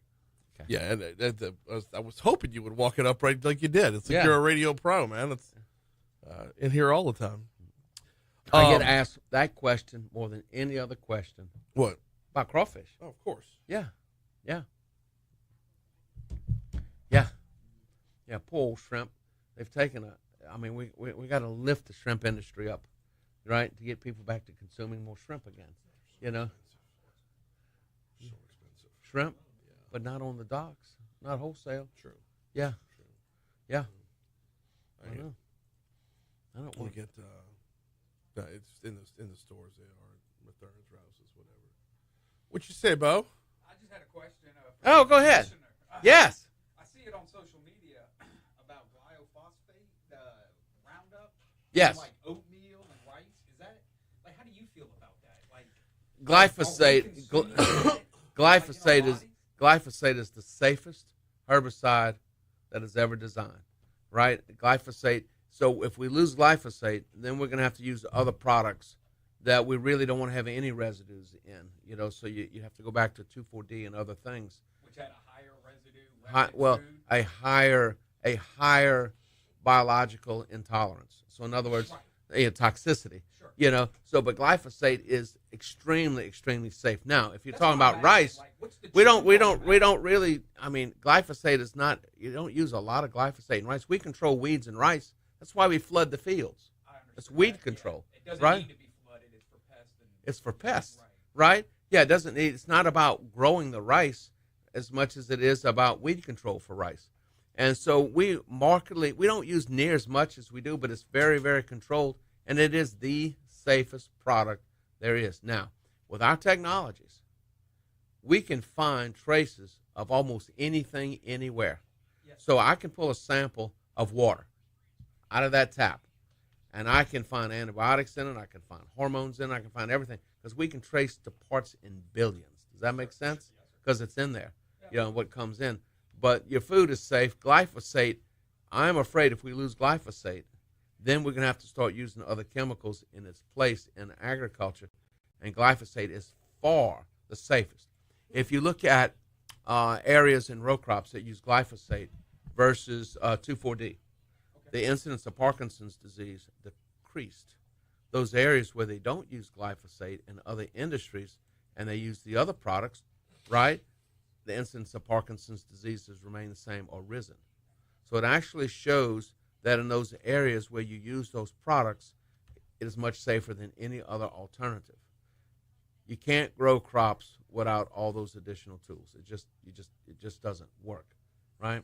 And so it's something that we have to do until we can breed it, resistance. But you're dealing with herbicidal technologies, and we're using less and less, and they're using, and so. The farmers would rather use less. Oh, because it costs money. So you have the new AI, right, that will roll across the field and only spray the weed, not broadcast spray, only spray the weed, and saves like 75 to 80% of the chemical that would be used. So direct targeting. I've seen a fire where they have that. You see that? Yeah. They go. Yeah. That's kind of awesome watching that roll across the field. I always wondered, how much truth was in that. Brian loves helping with that discussion. On social media? Well, right, about particulars. But glyphosate. That it's, like, the lawsuit and, it causes leukemia and all of that. No. It does. And then it's like, okay. Well, actually, no. It was never proven that it does. That was a tort suit out of California that awarded this massive settlement, and it was never proven at all that it ever did. And then it just went on like wildfire, Yeah. But as soon as that's said and done, they're going to come after the next chemical and the next chemical and the next chemical. Well, they have a track record of that. Oh, of course. Yeah. That's why I wanted to ask. Cause, but the majority. So much of it with you got to look at healthy and all of this stuff. Don't eat this and don't eat that. The majority of fields in Africa that are non-productive, right? Because they don't have any of the tools that we have. They just don't have them because they can't afford to buy them. But weeds are the major factor for non-productivity in most third world countries. They got to control the weeds, Yep. But AI technology is really making advancements to do that, which is good. That's right. Which is good. And farmers use less and less because those things cost input cost. You got to apply it and all that. Well, no, you got to buy it. Buy it and apply it, yeah. Input costs are a big major factor right now in profitability for agriculture. Little side topic again. I pass it all the time. The Cora, Texas sugar mill. Yeah. How big is that? Cora, Texas, it's pretty good size. It looks there are nice. 11 of them. Well, yeah, there are 11 of them. Yeah, sugar mills, and they process 1,650,000 metric tons of sugar. 1,650,000 metric tons. 300 of those yellow trailers. Oh yeah. The huge mounds of the bagasse mountains. Yeah. Yes, and we're looking for a use for that. What's that? Can you snow ski those? You probably could, but you would not want to get. You wouldn't want to have an avalanche of that stuff on top of you because you probably couldn't dig out. Yeah. Yeah. Think about that. But we're looking for uses of that to use that. Bo should have been on a microphone, so this wouldn't have been half a conversation the whole time. What's that? I said Bo should have been on a microphone, so this wouldn't have been half a conversation the whole time. We got 2.5 minutes. I did have I had my mic on turned up, so maybe they could hear. So we're talking about skiing down the bagasse mountains. I pass them, Yes, but we're working to utilize all that bagasse, all that fiber. Aren't these all right, they used to be. Yeah. 856 Talk 107.3 FM WBRP. Mornings with Brian Haldane, rolling right along. We got Ag Commissioner Dr. Mike Strain in the house for a couple more minutes on air, but I need to keep you after the on air part for a follow-up question on Facebook Live that a Facebook viewer posted earlier in the show, and I forgot to get to. I can't get to it right now, though. Well, you gotta stay on subject. I'm trying to, but we got mermaids on Ozempic, and No, you wait till after they've been on that about 6 months. Yeah. Right? Those manatees can be looking.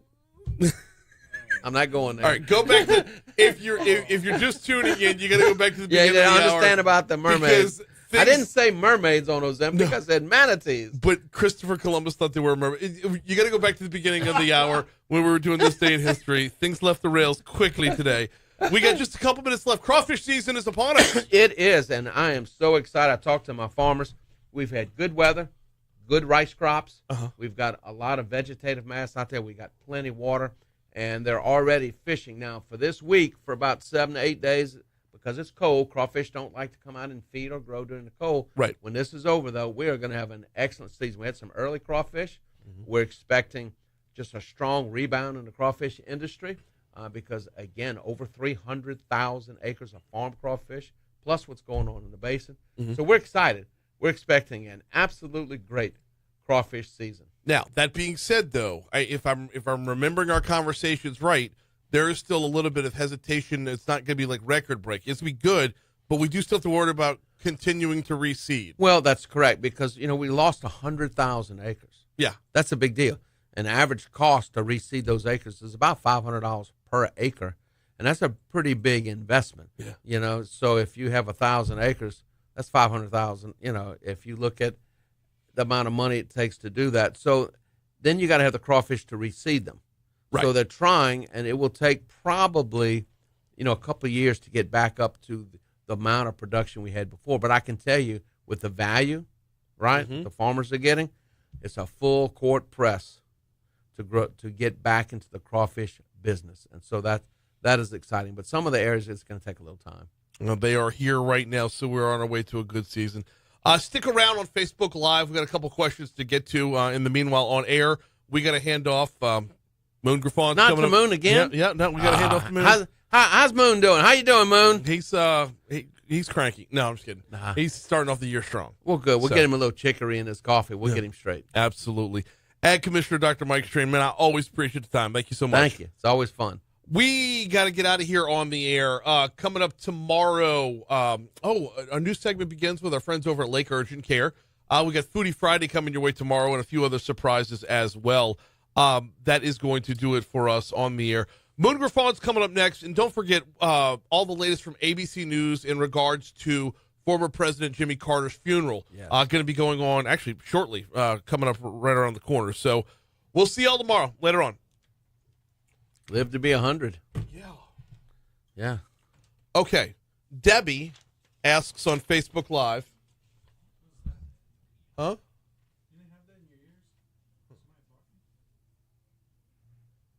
Who's?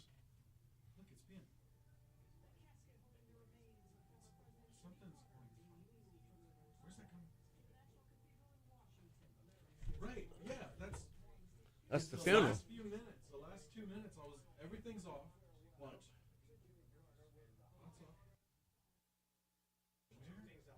They've got two channels open. Okay. They've got their anchored news and their live coverage open. Yeah, those last few, it wouldn't have been 2 minutes, but last minute, All right. I was like, everything's off, but yet it's still coming through. I thought maybe it was coming from the. No, it's not us. It's not us. All right, for our Facebook audience. Live. Yes. Debbie asks, can you ask Mike Strain, crop insurance, why is crop insurance not available for produce or strawberry farmers? Crop insurance, it depends. Now, there is the Non-Assured Assistance Program, NAP, that is available through the Farm Services Agency. But crop insurance is very specific because it's underwritten by the USDA. Okay. And so if crop insurance, if you're looking for strawberries, they have to develop a program for that. And you have to have a multi-year average to get those numbers. So if you look at some of those specialty crops and the smaller ones like that, to do that, what we would need to do is work like with the Farm Bureau to see if we can, you've got to do a great deal of research to get a new crop to have crop insurance. I mean, it was a big lift for us for sweet potatoes to get crop insurance. So again, crop insurance is private, insured, overseen by the USDA. So it's actually a private insurance, the companies that work through the USDA. Okay. And so it's something we need to look at, crop insurance. And so I tell Debbie if she would go ahead and email me. Okay. Right? Okay. At Dr. Strain, DRSTRAIN, at ldaf.la.gov. Send me that question, and we can start to see if anything is available. But also, in certain areas, certain crop insurances are not available in certain parishes. In other words, you can't insure soybeans in Lower St. Mary Parish. You cannot, because of the loss ratio is too high. The companies won't do it. And then you also have to have a multi-year Olympic average for them to have a base reference, if that makes sense. So it's complicated. Yeah. But again, just have her that, and we will start taking a look into it and see if we can do anything about it. Okay. All right. Hopefully that answers your question, Debbie. Appreciate it. Thanks again for sticking around for a couple more minutes. Absolutely. Thanks again for another awesome segment. We got to go, y'all. We'll see y'all tomorrow. Later on.